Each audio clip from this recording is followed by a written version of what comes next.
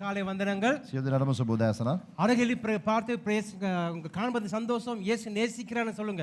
ළඟ ඉන්න කෙනා බලලා කියන්න ඔබ දැකීම සතුටක් ස්වාමීන් වහන්සේ ඔබට ආදරෙයි. ஹalleluya. හලෙලූයා. ஹalleluya. හලෙලූයා. மார்கழி மாதம் 22ஆம் தேதி 24ஆம் வருடத்தில் வந்திருக்கிற அனைவரும் இயேசு இனிய நாமத்தை வாழ்த்தி வரவேற்கின்றேன். දෙසැම්බර් මාසේ 22 වෙනි ඉරිදින පැමිණ සිටින සියලු දෙනාම යේසුස් වහන්සේගේ නාමයෙන් තමත් ආදරෙන් 5 පිළිගන්නවා. கண்டங்களும் இணைந்து எங்களோடு இணைகிற ஒவ்வொருவரும் இயேசு இனிய நாமத்தை வாழ்த்தி வரவேற்கின்றேன். මාධ්‍යීප පයෙන්ම අප සමග එකතු වෙන හැම කෙනෙක්ම තමත් ආදරෙන් පිළිගන්නවා. இணையதளத்திலும் இருந்து எங்களோடு இணைகிற அனைவரும் இயேசு நாமத்தை வாழ்த்தி வரவேற்கின்றோம். அந்தர்ஜாலே අන්තර්ජාලයේ තම සමග එකතු වෙන හැම කෙනෙක්ම තමත් ආදරෙන් පිළිගන්නවා. எத்தனை பேர் சந்தோஷமா இருக்கிறீங்க? කී දෙනෙක් සන්තෝෂයෙන් ඉන්නවද? பாஸ்டர் ஒரு மந்தையை பார்த்து கேட்க கூடாத ஒரு கேள்வி. පාස්ටර් කෙනෙක් ඇදහිලිවන්තයා බලලා දිහා බලලා අහන්න හොඳ නැති ප්‍රශ්නයක්. சரி, இப்ப இந்த வருடத்திலே இந்த ஞாயிற்றுக்கிழமை கடைசி ஆராதனை. මේ අවුරුද්දේ අපේ අවසාන ඉරුදින දේව මෙහෙය. ஆகவே இனிமே ஞாயிற்றுக்கிழமை ஆராதனை நடக்காது என்பது அல்ல. ආයේ මේ ඉරුදින දේවයන් පැවැත්වෙන්නේ නැහැ කියන එක නෙමෙයි. 31ஆம் தேதி இரவு தான் நாங்கள் கர்மேல் பர்வத சபையினர் ஊழியக்காரர் இங்கே ஒன்று சேர்வது. ආයේ නැවත වතාවක් 31 වෙනිදා රාත්‍රියේ තමයි අපි කර්මෙල් පර්වත සභාව එකතු වෙන්නේ. ஹalleluya. හalleluya. நாங்கள் ஒரு வார்த்தையை பார்க்க போகிறோம். 1 கொரிந்தியர் 10ஆம் அதிகாரத்திலே අපි එක වචනයක් බලන්න යනවා 1 කොරින්ති 10 වෙනි පරිච්ඡේදයේ 13வது வசனம். 13 වෙනි පදය. ஸ்கிரீன்லயும் போடப்படும். பிரசாந்த் தமிழிலும் உதய அங்க சிங்களத்தையும் வாசிப்பார். ஆனால் உங்களுக்காக வேதத்தை கொண்டு வராதவர்களுக்கு இலகுவாக நாங்கள் ஸ்கிரீனில் போடப்படும். நம்ம வாசிப்போம். எழுந்திருந்து வாசிப்போம். අපි නැගී සිට කියමු. මනුෂ්‍යයා විසින් ඉසිලිය හැකි පරීක්ෂාවක් මිස අනිකක් නුබලාට පැමිණුණේ නැත. නමුත් දෙවියන් වහන්සේ විශ්වාස කෙනෙක්ය. උන්වහන්සේ නුබලාගේ පුළුවන්කමට වඩා නුබලා පරීක්ෂා කරනු ලබන්ට ඉඩ නොදී නුබලාට පරීක්ෂාව ඉවසිය හැකිවන පිණිස ඒ සමග ගැලවෙන මාර්ගයේද சாதா දෙනසේක. மனுஷருக்கு நேரிடுகிற சோதனையே அல்லாமல் வேறோ சோதனை உங்களுக்கு நேரிடவில்லை. தேவன் உண்மை உள்ளவராய் இருக்கிறார். உங்கள் திராணிக்கு மேலாக நீங்கள் சோதிக்கப்படுகிறதற்கு அவர் இடம் கொடாமல் வேதனையை தங்களாக சோதனையோடு கூட தங்களுக்கு தப்பிக்கொள்ளும்படியான போக்கையும் உண்டாக்குவார். என்னடா பாஸ்டர் வந்து இந்த காலையில் இதை ஆரம்பிச்சிட்டாரு. මොකද්ද මේ පාස් උදේ පාන්දර මෙහෙම දෙයක් පටන් ගත්තේ? 22ஆம் தேதி ஆயிருச்சு. දැන් 22 වෙනිදා இனி 3 நாள் கிறிஸ்மஸ் வர போகுது. තව දවස් 3කින් ක්‍රිස්මස් එනවා. கிறிஸ்மஸ் இதை பேசுவாருன்னு பார்த்தா எதில் சோதனைங்கிறாரு, என்ன செய்ய போறாரோ தெரியல. නත්තල ගැන කතා කරයි කියලා හිතපුවම දැන් පරීක්ෂාව ගැන කතා කරනවා මොනවා වගේද දන්නේ නැහැ. என்னுடைய பிரசங்கம் இந்த நாளிலே අද දවසේ දේව මේ முழுக்க முழுக்க சங்கீதம் 55ஆம் அதிகாரத்தில் 23 வசனங்களை அடங்கி இருக்கிறது. ගීතාවලිය 55 පද 23 මගේ දේශනාව අඩංගු වෙලා තියෙනවා. பேப்பர், பேனா, பென்சில் வச்சு எழுதி கொடுங்க. ஆதியாமத்திலிருந்து வெளிப்படுத்த வரை போக போறேன். சரியா 1 மணிக்கு முடிப்பேன். கரெக்டாக 1 மணிக்கு முடிச்சிருவேன். පොතයි කියන්නේ පෑනක් පැන්සලක් අරගෙන ලියා ගන්න උප්පත් ඉඳලා එළිදරව් වෙනකන් කියවනවා. හරියට එකට දේව මෙහි ඉවර කරනවා. ஏன்னா இங்க ஒரு வேதாம் கல்லூரியில் கற்றுக் கொடுக்கிற ஒரு ஆசிரியர்களா நிறைய வசனம் கொடுப்பேன் நான். දේව බයිබල් විද්‍යාලේ උගන්වන ගුරුවරයෙක් නිසා ගොඩාක් බයිබල් පද දෙනවලු. எழுத ஆயத்தமா இருங்க. ලියන්න ලෑස්ති වෙන්න. பக்கத்துல சரி பேனா கடனை வாங்கி சரி பேப்பர் கடனை எழுதி கொள்ளுங்க. පෑනක් ණයට හරි ඉල්ලගෙන ලියන්න சரி, ලෑස්ති වෙන්න. எத்தனை பேர் කී දෙනෙක් பிரச்சனை வரும்போது, ප්‍රශ්නයක් එනකොට தாங்க முடியாத வேதனை வரும்போது, දරා ගන්න බැරි වේදනාවක් එනකොට ஐயோ போதுண்டா சாமி, අයියෝ ඇති දෙයියනේ எங்கேயாவது ஓடி போயிட்டா சரி. කොහේ හරි පැනලා යන්න හිතනවා. எத்தனை பேர் நினைச்சிருக்கிறீங்க? කී දෙනෙක් හිතලා තියෙනවද? எனக்கு போன வாரம் நடந்து 1 கிலோமீட்டர் இங்கே தான் இருந்தேன். எங்க வீட்டை விட்டு இங்கே தான் இருந்தேன். මට ගිය සතිය එහෙම දෙයක් කළා. මම සතියම මෙහෙ තමයි எங்க வீட்டு හිටියේ. பெரிய ஒரு மண் இடிஞ்சு வந்து எங்க தண்ணி டேங்க் எல்லாம் கீழே விழுந்து ஒன்றும் செய்யவில்லை. தண்ணி இல்லை, ஒன்றும் குடிக்கிறதுக்கு ஒன்றும் செய்யறதுக்கு தண்ணி இல்லை. அப்புறம் பேசாமல் இங்கே வந்து 1 கிழமை இருந்தேன் நான். පස් කණ්ඩියක් කඩාගෙන ඇවිල්ලා තිබ්බ ටැංකි දෙකක් කැඩිලා නාන්න කරන්න කිසි දෙයකට වතුර තිබුණේ නැහැ. ඒක නිසා මෙහෙටලා හිටියා. எத்தனை பேருக்கு சொல்ல முடியும் இந்த மாதிரி சூழ்நிலை போனேன் இப்படி நான் சொல்லி இருக்கிறேன் அப்படின்ட்டு? මේ වගේ අවස්ථාවකදී මම මේ ආකාරයට කියලා තියෙනවා කියලා කී දෙනෙකුට කියන්න පුළුවන්ද? சங்கீதம் 55ஆம் அதிகாரத்திலே ගීතාවලිය 55 அங்கே தாவீது சொல்லுகிறார், ස්ථානයේ දාවිත් කියනවා எனக்கு புறாவை போல சிறகுகள் இருந்தால் நான் பறந்து போய் இளைப்பாறுவேனே என்பதாக. මට පරවියෙක් වගේ පියාට තිබුණා නම් මම ඉගිලිලා යනවනේ. If I have wings like a dove, I fly away. அப்படின்னு, அதாவது என்னத்தான் புலி தன் காட்டை மாத்தி மாத்தி காடை மாத்தி போனாலும் කොටිය கொட்டியா කොටියා කැලේ කැලවල් මාරු කරලා ගියත් அதுல வரிகள் மாறவே மாறாது அப்படியே தான் இருக்கும். එයාගේ පුල්ලි- එයාගේ පැල්ලගේ පුල්ලි මාරු වෙන්නේ නැහැ ඒ විදිහම மாறாது. තමයි. நீங்க எங்க சார் ஓடி போனாலும் நிழல போல அங்க பிரச்சனை வந்துட்டு தான் இருக்கும். අපි කොහෙතරට මාරු වෙලා ගියත් මොන අවස්ථාවට හිටියත් ඒ ප්‍රශ්නේ ඒ විදිහම තියෙනවා. சரியா? அப்ப இது இந்த பிரச்சனைக்கு தாவீது யாரு? දාවිත් කවුද? ஒரு ராஜா. රජ කෙනෙක්. அவர் நல்ல ஓடக்கூடியவர். එයා හොඳට දුවන්න පුළුවන් කෙනෙක්. சிங்கத்தையும் அங்கே கரடியும் கொன்றவர் அவர். ඔහු ඇවිල්ලා හොඳ සටන්කාමියෙක්. ඔහු ඇවිල්ලා ඔහු සිංහයා වලහත් සමග යුද්ධ කරපා කියන්නේ நல்ல පොරකාපු කෙනෙක්. நல்ல இசை மீட்பவர். හොඳ සංගීතවාදිනෙක්. கோலியாத்தை கவனங்களினாலே முறியடித்தவர். ගෝලියත් ඇවිල්ලා එක ගලකින් පහර දීලා මැරුවා. அது மாத்திரமா ඒ වගේද? சவுல் கொண்டது 1000, தாவீது கொண்டது 10000 சொல்ல அந்த அளவுக்கு சொல்லப்பட்ட ஒரு நபர். සාවුල්ගේ පැත්තේ 17 දාවිත්ගේ පැත්තේ 10000ක්ද කියලා කිව්වා. அப்படிப்பட்ட நபர் சொல்லுகிறார், එහෙම වුණා වූ ඒ දාවිත් කියනවා எனக்கு புறாவை போல சிறகுகள் இருந்தா நான் ஓடி போய் இளைப்பாறுவேனே என்பதாக.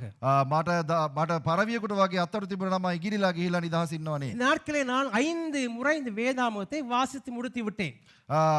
දේවගැතුමා 5 වතාවක් මේ බයිබලය කියලා ඉවර කරාලු. இந்த வருடம் ஒரு முறை வாசித்து முடித்து விட்டு 2வது முறை வாசிக்க தொடங்கி இருக்கின்றேன். මේ අවුරුද්ද එකපාරක් කියවලා ඉවර කරලා දැන් දෙවෙනි පාර කියවන්න පටන් ගන්න තියෙනවා. இன்று நான் ஆரம்பித்தது நீதிமொழிகள். දැන් අද පටන් ගත්තේ හිතෝපදේශය. ஆனா அந்த சங்கீதத்தை நான் வாசித்து தியானிக்கும் போது මම ගීතාවලිය කියවලා මෙනෙහි இந்த කරනකොට 55ஆம் அதிகாரத்தை குறித்து நான் ரொம்ப ரொம்ப ரொம்ப ரொம்பவே ஒரு ஆழமாக சிந்தித்தேன். 55 වෙනි ගීතාවලිය කියවනකොට මම ගොඩාක් මෙනෙහි කරා. அதிலே தாவீது 3 ஜெபங்களை பண்ணுகிறார். ඒ ගීතාවලිය 55 දාවිත් යාඥාවන් 3ක් කරනවා. அந்த முதலாம் வசனத்திலிருந்து 8ஆம் வசனம் வரைக்கும் පළවෙනි පදේ ඉඳලා 8 වෙනි පදේ වෙනකන් ஆண்டவரிடத்திலே ஒரு ஒரு ஒரு காரியத்தை எதிர்பார்க்கிறார். ස්වාමින් වහන්සේගේ එක කාරණයක් ඔබ බලාපොරොත්තු වෙනවා. அந்த முதலாவது வசனத்தில் 8ஆம் வசனம் வரைக்கும் முதலாவது ஜெபம் இருக்கிறது. පළවෙනි පදේ ඉඳලා 8 වෙනි පදේ වෙනකන් පළවෙනි යාඥාව. இரண்டாவதாக දෙවනුව 9ஆம் வசனத்து 15ஆம் வசனம் வரைக்கும் 9 වෙනි පදේ ඉඳලා 15 වෙනි පදේ වෙනකන් 20ஆம் 21ஆம் வசனமும் 21ත් 20ත් 21 වෙනි පදයත් 9ஆம் வசனத்திலிருந்து 15ஆம் வசனம் வரைக்கும் 9 වෙනි පදේ ඉඳලා 15 වෙනි පදේ වෙනකලු 20ஆம் வசனமும் 21வது வசனமும் 20 වෙනි පදේත් 21 වෙනි පදේත් அவர் சொல்லுங்க எனக்கு வந்து எதிராளிகளிலிருந்து என்னை காப்பாற்றும்படி இரண்டாவது ஜெபத்தை பண்ணுகிறார். මාගේ විරුද්ධකාරයන්ගෙන් මාව ආරක්ෂා කරන්න කියලා යාඥාවක් කරනවා. கடைசியாக மூன்றாவது ஜெபம் තුන්වෙනි යාඥාව 16ஆம் வசனத்திலிருந்து 19ஆம் வசனம் வரைக்கும் 16 වෙනි පදේ ඉඳලා 19 වෙනි පදේ වෙනකලුත් 22 23 வரைக்கும் 22ත් 23ත් சோ 3 ஜெபங்களை இவர் பண்ணுகிறார். ඔව් යාඥාවන් තුනක් කරනවා. எபிரேயர் 2ஆம் அதிகாரம் 18ஆம் வசனம் வாசிப்போம். எபிரேயர் 2:18. හෙබ්‍රෙව් 2:18 කියවමු.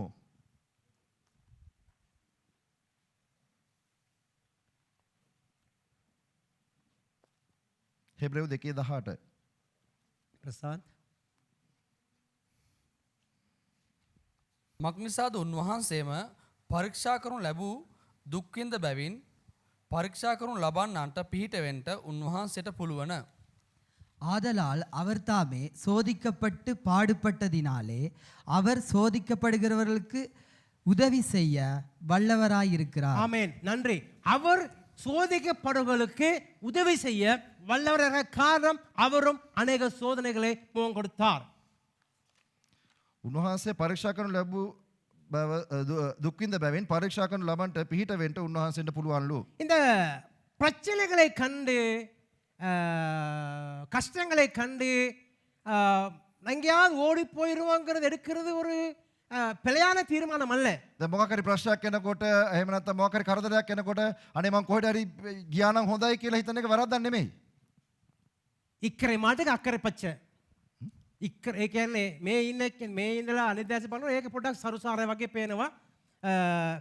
ஆங்கிலத்தில் சொல்றது green pastures. அதாவது இக்கரை மாதிரி அக்கறை பச்சைனா அடே இங்கே இருக்குது இல்லை அங்கே நல்லா இருக்கும் அப்படின்னு நாங்கள் தீர்மானம் எடுக்கிறோம். අපි හිතනවා මෙතන ඉන්නවට වැඩිය අතන හිටියොත් හොඳයි කියලා අපි තීරණ ගන්නවා. அப்படி தீர்மானம் எடுக்கிறோம். අපි ඒ වගේ තීරණ ගන්නවා. அது பரவாயில்ல, அது தவறு இல்லை. ඒක වැරද්දක් නෙමෙයි.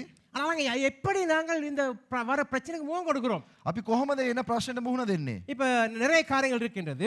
බොහෝ කාරණාවන් තිබෙනවා. உங்களுடைய வாழ்க்கையில் ඔබගේ ජීවිතේ இப்போ இதெல்லாம் சொல்லிடுறேன். මේක මං කියන්නම්. கணவன் மனைவி மேல இருக்கிற கோபத்தை எங்க காட்டுவாங்க தெரியுமா? ස්වාමි පුරුෂයා භාර්යාව කෙරේ තියෙන තරහ කාගෙන්ද කොහොමද පෙන්වන්නේ? பிள்ளைகிட்ட ළමයාට. ஒட்டுக்கிற அடி கொடுப்பாங்க. எப்படி தெரியுமா? ஏன் அந்த மனைவி அடிக்க முடியாங்கிற முறையில் அப்புறம் அப்பா அந்த புள்ள ஒண்ணுமே தெரியாது. ළමයාට ගහන්න බැරි නිසා ඒ තියෙන නෑ. භාර්යාවට ගහන්න බැරි නිසා තියෙන තරහට ළමයාට ගහනවා අම්මාට. பாருங்க ரிட்டர்ன் ஏனவனே ஏனிசா ஆகவே இந்த புள்ளைய தான் பைட். ඒක නිසා ළමයා තමයි நல்லா බයිට් එක. தெரிஞ்சுக்கொள்ளுங்க, புள்ள ஒண்ணுமே செய்யல, மனைவி அடிக்க முடியாதனால தான் புள்ளைய அடிக்கிறாங்க. ඒ භාර්යාවට ගහන්න බැරි නිසා තමයි ළමයාට ගහන්නේ. හැබැයි ළමයා කිසිදා புருஷனை කරලා அடிக்க නැහැ. முடியாதனாலே புள்ளைய அடிக்கிறாங்க. ස්වාමි පුරුෂයාට ගහන්න බැරි නිසා ළමයාට ගහනවා. இது நடக்குது. මේක වෙනවා. கண்ணால கண்டிருக்கிறேன், ගොඩක් දැකලා තියෙනවා. கண்ணால கண்டிருக்கேன். ඇස් වලට දැකලා තියෙනවා. இன்னொன்னு, கதவு தடார் படார்னு மூடு பட்டுச்சுன்னா அந்த அடி உனக்கு விழ வேண்டியது மகளே அப்படின்னு அது நடக்கும். තව එක දෙයක් නම් දොරවල් හයියෙන් දඩාම් බඩාම් ගාලා වැහුණා නම් හිතා ගන්න පුළුවන් ඔබට මේ පාර වැදුනොත් කොහොමද කියලා. உங்களோட வாழ்க்கையில ඔබගේ ජීවිතේ உங்க வாழ்க்கையில ஆங்கிலத்தை போரிங்னு சொல்லுவார்கள். அதாவது உங்களுக்கு வாழ்க்கையில எந்த வித சந்தோஷமும் இல்லை. ඔබේ ජීවිතේ කිසිම සන්තෝෂයක් නැහැ. அந்த மாதிரி நேரங்கள்ல உங்களுக்கு எங்கேயாவது ஓடி போயிடுவோம், இல்லை தற்கொலை பண்ணி கொள்ளுவோம், இல்லை என்ன சரி செஞ்சுக்கு தான் உங்களுக்கு என்ன வருவதா இருக்கும். ඔය වගේ ප්‍රශ්න එනකොට ඔබ හිතන්න පුළුවන් මම කොහෙට හරි ගියා නම් හොඳයි, එහෙම නැත්නම් මැරිලා ගියා නම් හොඳයි කියලා. உங்க வாழ்க்கையில சந்தோஷம் இல்லை, මගේ ජීවිතේ කිසිම உங்க வாழ்க்கை සන්තෝෂයක් எந்த නැහැ. எதிர்பார்ப்பும் இல்லை. මගේ ජීවිතේ කිසිම බලාපොරොත්තුවක් නැහැ. அப்ப என்ன செய்யறது? මොනවද කරන්නේ? சில நேரங்கள்ல සමහරක් වෙලාවට வேலைக்கு போவீங்க, වැඩට යනවා, වැඩට යනවා. ஆனா வேலையை விட வீட்டுக்கு வர்றதுக்கு ஆசை இல்லை. වැඩට ගිහිල්ලා ගෙදර එන්න ආසාවක් නැහැ. அப்படி சில ஆட்கள் இருக்கலாம். එහෙම කට්ටියක් ඉන්නවා. இப்ப இன்னொரு விஷயம், තව එක දෙයක්. உங்க கல்யாண வாழ்க்கை ඔබගේ විවාහ ජීවිතේ ஆரம்பத்துல පටන් ගැනීමේදී தேனும் பாலும் பாலும் தேனும் அந்த மாதிரி இருந்துச்சு. කිරි පැණි පැණි කිරි වගේ තිබ්බා. இப்ப போக போக දැන් යන්න යන්න புளிச்சிருச்சு. බුල් වෙනවා. இப்படி ஆரம்ப தேனும் பாலும் பாலும் தேனும் இப்படிலாம் இருந்துச்சு. இப்ப கொஞ்ச நாள் போனோன்னே புளிச்சு போச்சு. පටන් ගැනීමේදී කිරි පැණි පැණි කිරි වගේ තිබ්බා. දැන් එන්න එන්න ඇඹුල් වෙලා. சரியா? හරිද? மனைவியை பார்க்க விருப்பம் இல்லை. භාර්යාව දිහා බලන්න කැමති නැහැ. மனைவி சாப்பாடு கொடுக்கும்போது இப்படி பிளேட் பறக்கும், ஃப்ரைங் சோசம் அது பறக்கும். භාර්යාව ප්ලේට් එක කෑම කෙනක් දුන්නාම මේක නිකන් මිగిලෙනවා. இப்ப ஆரம்பத்துல இந்த கல்யாணம் இப்ப நாங்க அதை பார்க்க போறோம் இருக்கும். இப்ப 9ஆம் தேதி கல்யாணம் நடக்கும் தானே இங்க. දැන් මෙහෙ ලබන මාස 9 මගුලක් වෙනවනේ. அங்கே வவு எடுப்பாங்க தானே, இங்க வாக்குத்த எடுப்பாங்க தானே. මෙහෙට துன்பத்திலும் துன்பத்திலும் துக்கத்திலும் அது இதெல்லாம் எடுப்பாங்க தானே. ஏய், அப்படி பொறந்து கண்ணோனே. சந்தோஷமா எடுத்துட்டு ඒ හැම දෙයක්ම පොරොන්දු සියල්ල සන්තෝෂයෙන් අරගෙන வாக்குத்தத்தங்களாம் பண்ணிட்டு, පොරොන්දු දීලා ஆனா உங்களோட வாழ்க்கையில ஏதோ ஒரு புளிப்பாயிடுச்சு அந்த கல்யாண வாழ்க்கை. විවාහ ජීවිතේ ටික කාලයක් යනකොට ඇඹුල් වෙනවා. அப்ப அப்படி இருக்க நேரங்கள்ல මෙහෙම වෙනකොට ஓடி போக முடியாது, என்ன செய்யறதுங்கிற ஒரு இது. පැනලා යන්නත් බෑ, මොකුත් කරගන්නත් බෑ කියන තත්යකට එනවා. இப்ப எரேமியா 9ஆம் அதிகாரம் 2ஆம் வசனம் வாசிப்போமா? எரேமியா இப்ப சில நபர்களை கொடுக்கிறேன் வேதத்திலிருந்து.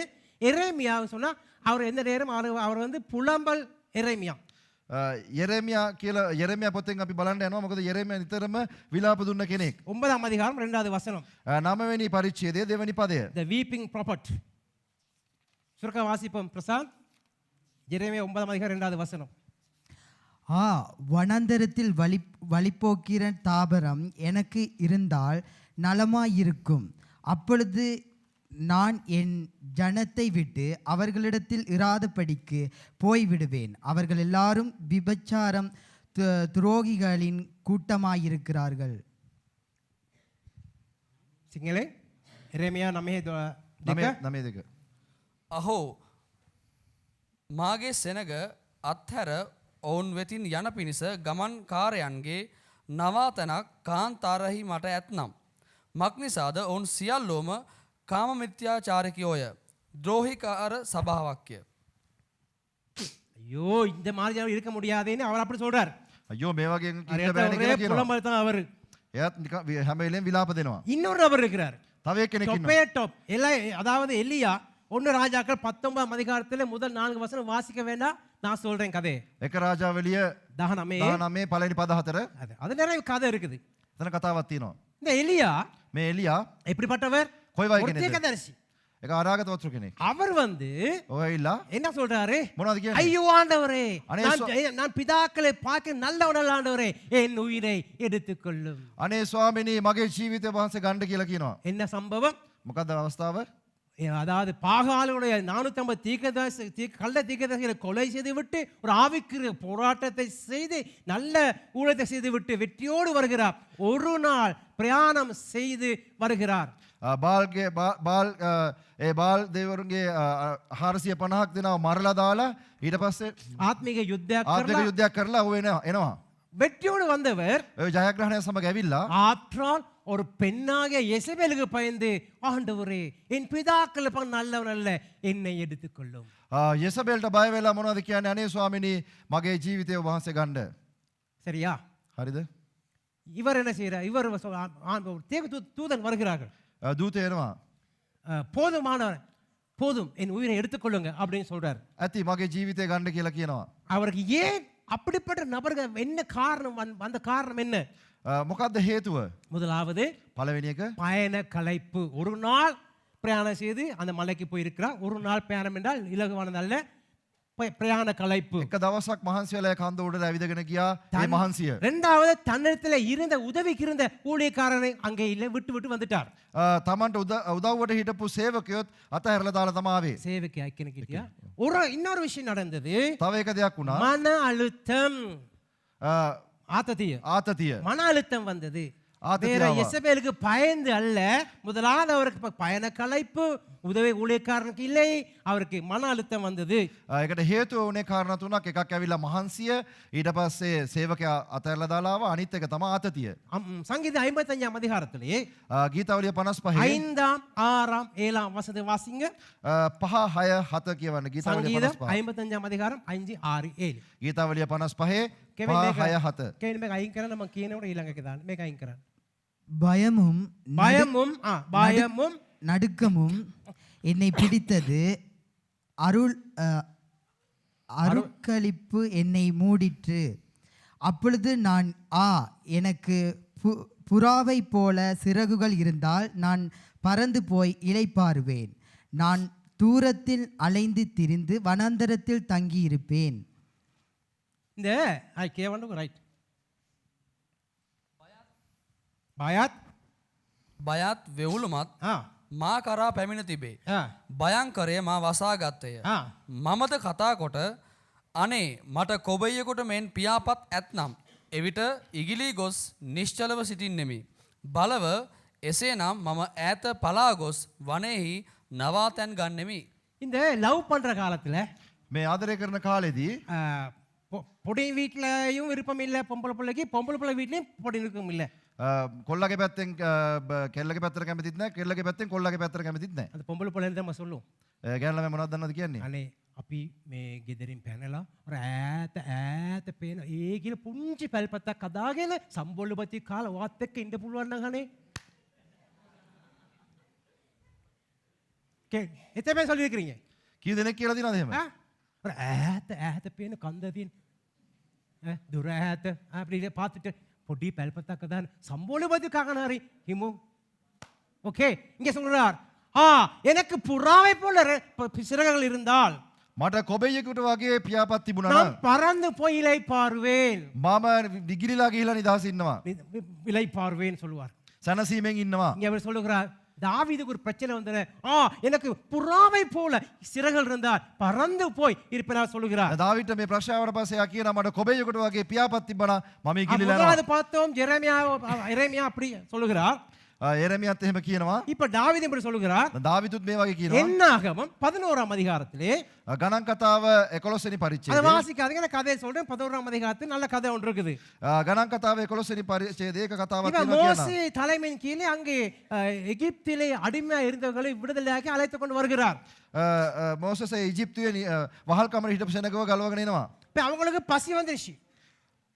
படகினா බඩගින්නක් ආවා. அவன் சொல்றான், எங்களுக்கு அங்க இருந்தா இறைச்சி கிடைக்கும், கீரை கிடைக்கும், இங்க ஒண்ணும் இல்ல அப்படின்னு சொல்றாங்க. දැන් එහෙ හිටියා නම් අපිට මස් මාළු හම්බෙනවා. දැන් මෙහෙ මොකුත් නැහැ කියලා කිව්වා. மோசே என்ன சொல்கிறார்? මෝසස් මොනවද කියන්නේ? நானா இவங்களை பெத்தேன், මමද උඹලා நானா වැදෙන්නේ. இவங்களை 10 மாசம் வயிற்று வச்சு பெத்தேன். මමද ඕගොල්ලන්ව දස මාසයක් කුසේ තියාගෙන හැදුවේ. நான் දෙවනාංශට කියනවා මෙයා. நானா பெத்தேன். මමද මේගොල්ලන්ගේ වැදෙන්නේ. நானா உங்களுக்கு பால் கொடுத்தேன். මමද මේගොල්ලන්ට කිරිපෙව්වේ. நானா தோலை போட்டு சீராடி தாளாட்டி ஆறாரோ அரிரோ சொன்னேன். මමද මේගොල්ලන්ව සනසව්වේ. நீங்க தானே தந்தீங்க. ඔබනේ දුන්නේ. இவங்க இறைச்சி கேட்கறாங்க, நான் எங்க போய் இறைச்சி கொடுக்கறது? ස්වාමීනි මේගොල්ලෝ මස් ඉල්ලනවා මං இவங்க කොහෙද கீரை ගිහින් கேட்கறாங்க, எங்க போய் கீரை கேட்கறது? මම මේගොල්ලෝ මැල්ලුම් ඉල්ලලා මං කොහෙද ஆண்டவரே, දෙන්නද? எடுத்துக்கொள்ளும். ස්වාමීනි මාව ගන්න. யாரு சொல்றது? කවුද කියන්නේ? லட்சக்கணக்கான ஜனங்களை எகிப்து தேசத்தில் இருந்து அழைத்து வந்த மோசே சொல்றார். ලක්ෂ ගාණක් සෙනගව ඊජිප්තු දේශයේ ඉඳලා පොරොන්දු දේශයට ගෙනියන මෝසස්. சரியா? හරිද? இப்ப දැන් நம்முடைய யோனா இருக்கிறார் தானே, යෝනා ඉන්නවනේ. அவர் சொல்கிறார் ඔහු කියනවා 4ஆம் அதிகாரத்திலே 4වෙනි පරිච්ඡේදයේ 3ஆம் 8 வசனங்கள் 8ஆம் வசனங்கள் 3ත් 8ත් 1,20,000 பேர் தான் யோனா நினைவேல இருந்தாங்க. 1,20,000ක් සෙනග නිනිවේ හිටියා. அவர் தான் இருந்தது நினைவு பட்டணத்துல. එච්චරයි හිටිය සෙනග. அவர் சொல்றார், ඔය කියනවා அவர் சொல்றாரு, ஆண்டவரே நான் உங்களுக்கு சொல்லலையா? ස්වාමීනි මම වාට කිව්වනේ. நீங்க அவங்க மனஸ்தாபப்படுகிற தேவன், நீங்க ඔව් பச்சத்தாப வேண தேவன் மான்சி, நீங்க அவங்கள காப்பாத எனக்கு தெரியும். ඔබ වහන්සේ ඔන්න බේරනවා කියලා அதெல்லாம் வர දන්නවා. மாட்டேன் சொன்னேன். මම මේක නෙන්නේ නැහැ කියලා என்னை කිව්වේ. எடுத்துக்கொள்ளுங்க. මාව ගන්න. அதாவது அது 3வது வசனத்தை சொல்கிறார். තුන්වෙනි පද කියනවා. வாசிங்க யோனா 4ஆம் அதிகாரம் 3வது வசனம். යෝනා 3:4 ඉතින් ස්වාමීන් වහන්ස මාගේ ප්‍රාණය මාගෙන් තුරන් කර ගත මැනව. ජීවත් වීමට වඩා නැසී යාම මට හොඳයයි කීවේය. இப்போதும் கர்த்தாவே, என் பிராணனை என்னை விட்டு எடுத்துக்கொள்ளும். நான் உயிரோடு இருக்கிறதை பார்க்கிலும் சாகிறது நலமாயிருக்கும் என்றான். எத்தனை பெற்றோர்மாருக்கு பிள்ளைகளை பார்த்து சொல்லியிருப்பீங்க. කී දෙනෙක් දෙමව්පියෝ ළමයි බල්ලා කියලා තියෙනවද? நான் எங்க அம்மா பார்த்து கேட்டிருக்கேன். මමගේ අම්ම දිහා බල්ලා අහලා ஏன் තියෙනවා. என்னை பெத்தீங்க? මොකටද මාව වැදුවේ? இதை கொண்டு இருக்கலாம் தான் මාව මරන්න තිබ්බනේ. அப்படின்னு அது ரட்சிக்கப்பட முன்பதாக ගැලවිලා බන්ට ඉස්සල්ලාලු. அப்படி சொல்லியிருக்கிறேன். එහෙම කියලා තියෙනවා. சரியா? இப்ப கூட கிறிஸ்தவலா இருக்க கூட அப்படி சொல்லியிருக்கலாம். ක්‍රිස්තියානි ඔබත් එහෙම කියලා ඇති. இப்ப வந்து அம்மா அப்பா சொல்லுவாங்க, நீ சர்ச்சுக்கு வான்னு சொல்லுவாங்க. අම්මයි තාත්තයි කියන එන්න චර්ච් එකට நான் කියලා. சர்ச்சுக்கு வர மாட்டேன், நான் ஆன்லைன்ல பாக்குறேன். මම චර්ච් එකට එන්න මං ඔන්ලයින් බලන්නම්. அப்ப இன்னைக்கு வந்து அம்மா அப்பா சொல்றத பிள்ளைங்க கேட்கறது இல்ல. දැන් අද ඇවිල්ලා දෙමව්පියෝ කියන දේ ළමයි අහන්නේ නැහැ. அப்ப இப்படி அதுக்கு அப்புறம் வர கதை இருக்கு. சரியா? ඒකට පස්සේ එන්නම් ඒකට 8வது வசனம். 8වෙනි පදේ. 4ஆம் அதிகாரம் 8வது வசனம். යෝනා 4:8 තවද ඉර උදා වූ කල දෙවියන් වහන්සේ ග්‍රීෂ්මයේ ඇති පෙරදිග හොලගක් නියම කළසේක. අව්ව යෝනාගේ හිසට වැදී ඔහු ක්ලාන්ත වී තමාගේ ප්‍රාණය හානිවන ලෙස ඉල්ලා ජීවත් වීමට වඩා නැසී යාම මට හොඳයයි කීවේය. சூரியன் உதித்தபோது தேவன் உஷ்ணமான கீழ்காற்றை கட்டளையிட்டார். அப்பொழுது வெயில் யோனாவுடைய தலையில் படுகிறதினால் அவன் சோர்ந்து போய் தனக்குள்ளே சாவை விரும்பி நான் உயிரோடு இருக்கிறதை பார்க்கிலும் சாகிறது நலமாய் இருக்கும் என்றான். இப்ப மோசே ஒரு முறை சொன்னார், මෝසස් එක වතාවක් කිව්වා.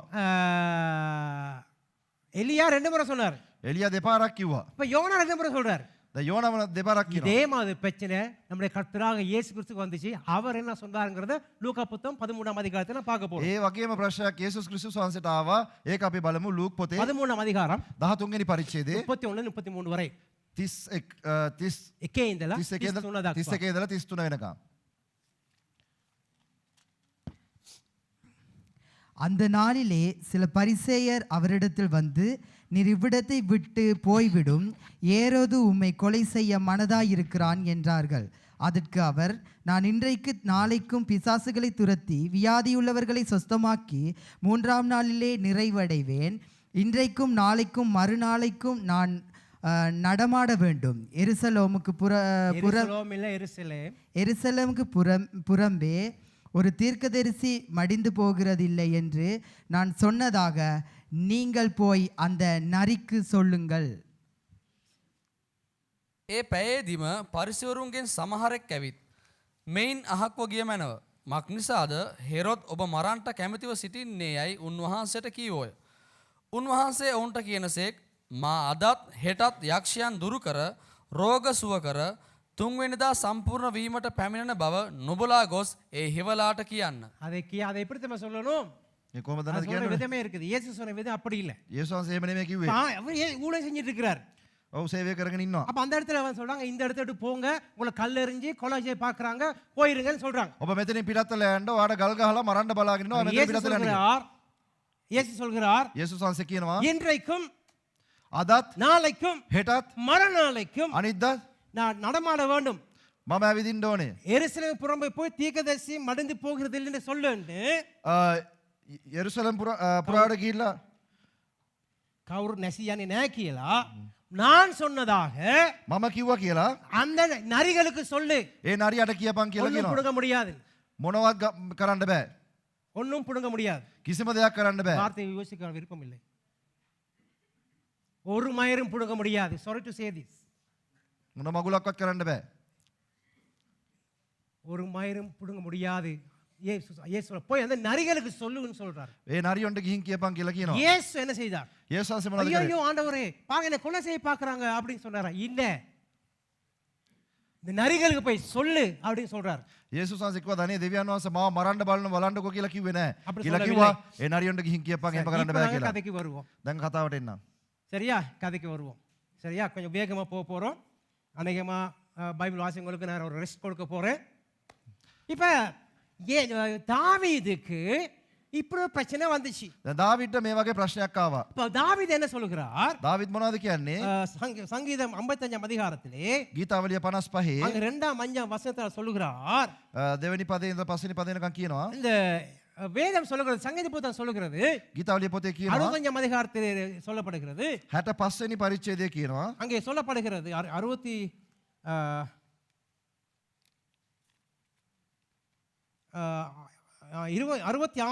வசனம் சொல்லுகிறது, 66 20 වෙනි පදේ කියනවා தேவன் நம்முடைய ஜெபத்தை கேட்கிறவர் என்பதாக. දෙවියන් වහන්සේ මාගේ යාඥාව අසනවා. இப்ப இந்த 55 அதிகாரத்துல 2 வசனம் சொல்லப்படுகிறது, 55 වෙනි පරිච්ඡේදයේ දෙකේ ඉඳලා 5 වෙනිට බලන්න. தேவனே என் ஜெபத்தை கேட்டருளும், ස්වාමිනී මගේ යාඥාව என் අසන්න. விண்ணப்பத்துக்கு மறையாதிரும், මගේ කන ලව්ව අනවසා ඉන්න එපා. எனக்கு செவி கொடுத்து මට ඇහුම්කන් දීලා உத்தரவருளை செய்யும், මට පිළිතුරු දෙන්න. சத்துருடைய கூக்குரல் நிமித்தமும் සතුරාගේ முருகேசியும் මොරගැසීමත් துன்மார்க்க செய்யும் இடுக்கத்தின் நிமித்தம் என் தியானத்திலே முறையிடுகிறேன். දුෂ්ටයාගේ පීඩාව නිසාත් මම කැළඹ සිත ඇතිවෙනවා. இப்ப சில நேரங்கள்ல සමහරක් වෙලාවට உங்க வாழ்க்கையில தாங்க முடியாத, முகம் கொடுக்க முடியாத ஒரு பிரச்சனைகள் எல்லாம் வரும்போது අපේ ජීවිතයේ ඒ කියන්නේ දරා ගන්න බැරි ප්‍රශ්න එනකොට உங்க வாழ்க்கையில சந்தோஷமா இருக்கவே முடியாத அளவு வரும்போது ඔබගේ ජීවිතයේ සන්තෝෂයක් නැතිම අවස්ථාවට එනකොට என்ன நினைக்கிறீங்க? මොනවද හිතන්නේ? ஓடிடுவோம். පැනලා යමු. எனக்கு இது இந்த கொஞ்ச நேரங்களில் பேசுற பிரசங்கங்கள்ல මේක පොඩි වෙලාවක් කතා කරන දෙයක් නෙමෙයි. சங்கீதம் 50 அதிகாரம் 23 வசனத்தையும் நான் பேசுற காரியம். මේ පද 23ම හරියට කියලා දෙන්න ඕනේ. உங்களுக்கு எவ்வளவுதான் சந்தோஷமா இருக்கு பாக்குறீங்க முடியவே முடியல உங்களுக்கு. ඔබ කොච්චර සන්තෝෂයෙන් ඉන්න බලනවද බෑ. ඔයාලට අමාරුයි. ஏதாவது ஒரு துக்கம் வந்துடும். මොකක් හරි දුකක් එනවා. முந்த நாள் எங்கிற ஒரு சொந்தக்காரர் ட்ரிங்கோல இறந்து போனார். පෙරේදා අපේ ඥාතියෙක් ත්‍රිකුණාමලේ නැති වුණා. அதுக்கு எல்லாம் போயிட்டு வந்தாங்க. සමහරක් අය ගිහිල්ලා ආවා. அந்த மையத்தை அடக்கும் போது இன்னொரு கால் வருது, 4 மணிக்கு இன்னொரு சொந்தக்காரர் பாஸ்டர் அவர் இறந்து போயிட்டாரு. ඒක අද බුමදානය කරනවා. එතනින් කෝල් එකක් ආවා, තව කෝල් එකක් ආවා, තව පාස්ටර් කෙනෙක් නැති වුණා කියලා. இப்படி வரும்போது මේ වගේ එනකොට கஷ்டமா இருக்கும், අමාරුයි. தாங்க முடியாது. දරා ගන්න අමාරුයි. ஆனா නමුත් நாங்க பார்க்கிற லூக்கா எழுதின சுவிசேஷம் 13 அதிகாரம் 32 33 வரையும் இயேசு அதுக்கு எப்படி முகம் கொடுத்தார்? ලූක් 13 වෙනි පරිච්ඡේදයේ 30 ඉඳලා 33 වෙනකන් යේසුස් වහන්සේ කොහොමද ඒකට මුහුණ දුන්නේ அப்ப කියලා நீங்க බලන්න உங்க පුළුවන්. வாழ்க்கையில இது வெளியே தாங்கவே முடியல, எனக்கு இவ்வளவு பெரிய பிரச்சனை வருது அப்படின்னு நீங்க எங்கேயாவது ஓடி போயிட்டா சரி அப்படின்ட்டு අයියෝ මට මේකට හරියට මුහුණ දෙන්න බෑ. මේකෙන් ගැලවිලා කොහොම හරි කොහෙට හරි පැනලා ගියොත් හොඳයි කියලා හිතනවා. ஒரு காலத்துல එක කාලයකදී நல்லா திடகாத்திரமா நல்லா சுகமா இருந்தீங்க, டாக்டர் கிட்டே போகாம இருந்தீங்க. நீங்க එක කාලයක් හොඳට සුවෙන් හිටියා ඩොක්ටර් ළඟට ගියම නැහැ. பெனடோல் கூட குடிக்கல நீங்க. පැනඩෝල් එකක්වත් බිව්වේ නැහැ.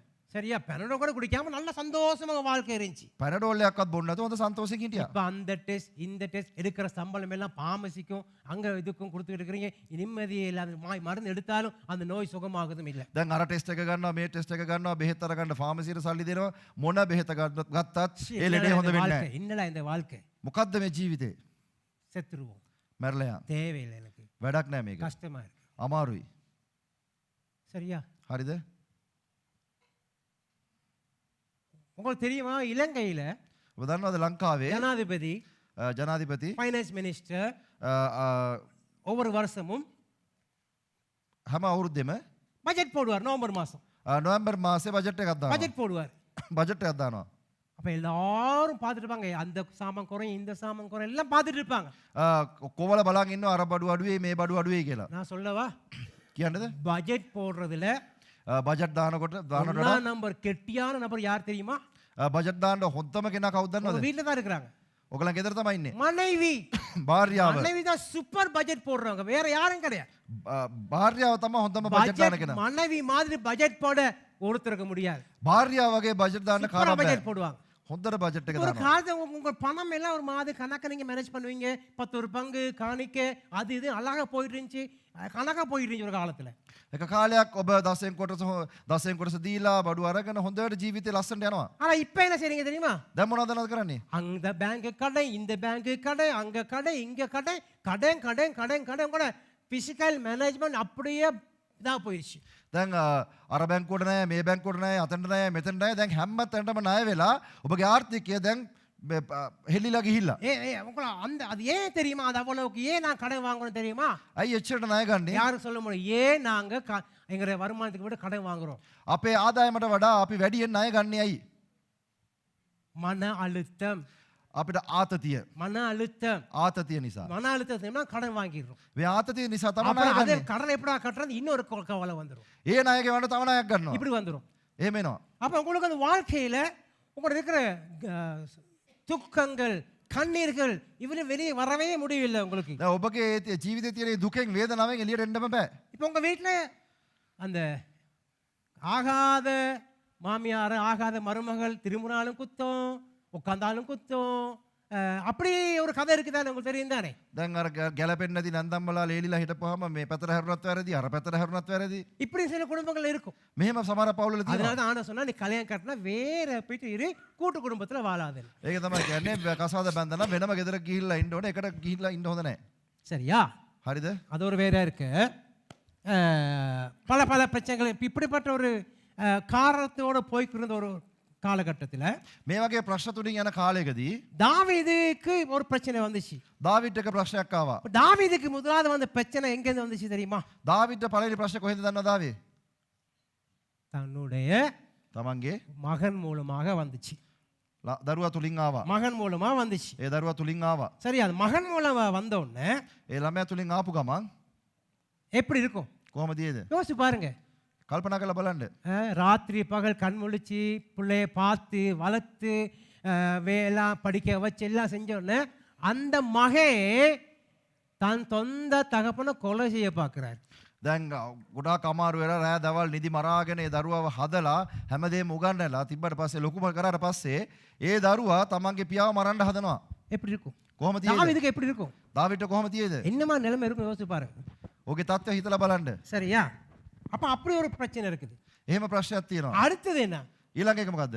தன்னுடைய கூட்டாளி, තමන්ගේ මිත්‍රයෝ, ஒரு நல்ல நண்பர், හොඳ යාළුවෝ, மேங்கோ ஃப்ரெண்ட், අඹ යාළුවෝ அவர் என்ன செய்யறாரு? ඒ මොනවද කරන්නේ? காட்டி கொடுக்க பார்க்கிறார். පාවලා දෙන්න හදනවා. இயேசு கிறிஸ்துக்கு இருந்த சீசர் ஒருத்தர் தான் யூதாஸ். යේසුස් වහන්සේ හිටපු ගෝලෙක් තමයි යූදස්. ஆனா இயேசுவை காட்டி கொடுத்தார். යේසුස් වහන්සේව පාවලා ஆனா දුන්නා. இயேசுக்கு தெரியும் இவர் காட்டி கொடுப்பார் அப்படின்னு. යේසුස් වහන්සේට දන්නව පාවලා දෙන්න යනවා කියලා. ஆனா ஏன் வச்சிருந்து 12 பேர் கல்லைங்க தானே ஒரு துளசி நான் தேங்கிட்டீங்களாங்க. தாவீதுக்கு தெரியாது இவர் காட்டி கொடுப்பார் அப்படின்னு சொல்லி. දාවිඩ්ට දන්නේ නැහැ මෙයාගේ මිත්‍රයා මෙයා පාවලා දෙයි කියලා. அப்ப இந்த ஒரே போராட்டம் இருக்கு. ஒரே போராட்டம் தாவீதுக்கு. දැන් දාවිඩ්ට ගොඩාක් පොරබැදීම ලොකු පොරබැදීම. ஏன்னா ஒரு பக்கத்துல மகன் கொலை செய்ய பார்த்தாரு இருக்கிறாரு. එක පැත්තෙන් පුතා මරන්න බලාගෙන ඉන්නවා. ஒரு பக்கத்துல நல்ல நண்பன் நண்பன் வந்து காட்டி கொடுக்க பார்த்துட்டு இருக்கிறாரு. මිත්‍රයෙක් ඇවිල්ලා ඌව පාවලා දෙන්න බලාගෙන ඉන්නවා. 55 அதிகாரம் சங்கீதம் 13 14 வாசிப்போம். 55 වෙනි පරිච්ඡේදයේ 13 14 කියවමු.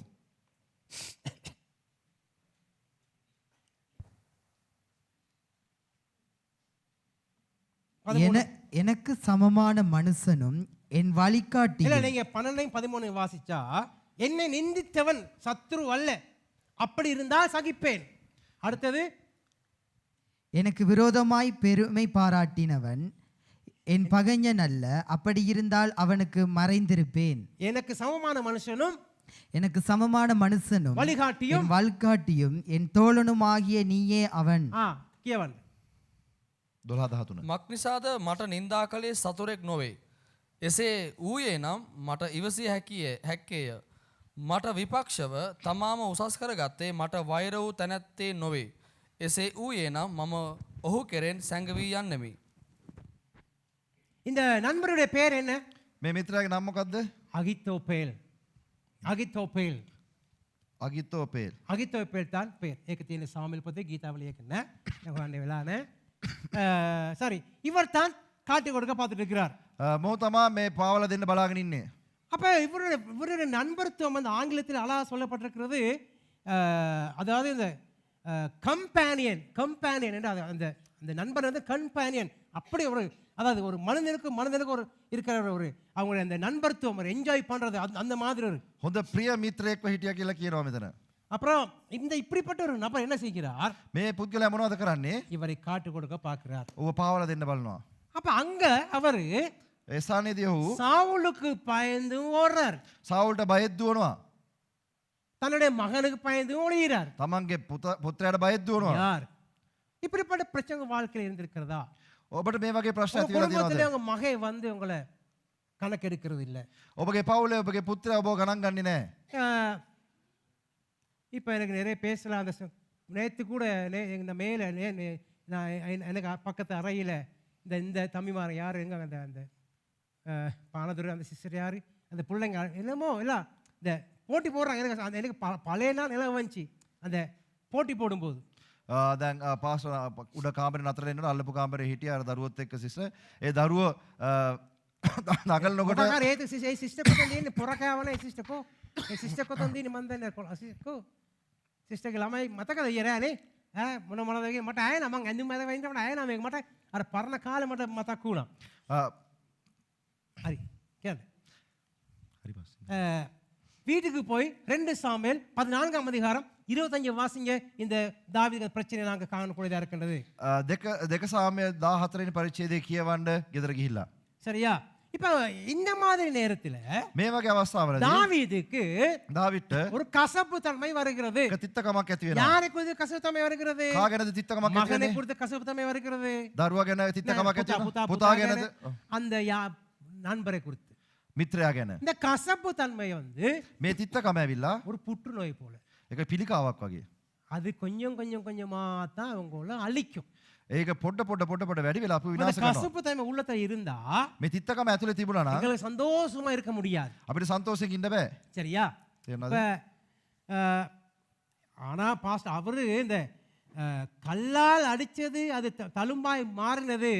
ஆனா வார்த்தையில சொன்னது அது வலுவா இருக்கிறது. அது மத்தனா மாற்றம் அது සිංහලෙන් කියනවනම් ගලකින් ගැව්වොත් ඒක පැල්ලමක් වගේ තියෙයි. අර කිව්වනේ පාස වචනයක් ඒක නිකන් හදවත ඉරාගෙන பலாගෙන යන විදිහට තියෙනවා. මං කොහොමද එයාව අමතක කරන්නේ? நான் எப்படி அவருக்கு மன்னிப்பு கொடுக்கிறது? மன்னிப்பு கொடுக்கிறேன் ஆனால் மறக்க மாட்டேன். இல்ல மன்னித்து விடு மறந்து விடு. මම සමාව දෙන්නම් හැබැයි අමතක කරන්නේ නැහැ කියලා කියන නමුත් එහෙම නෙමෙයි වෙන්න ඕනේ.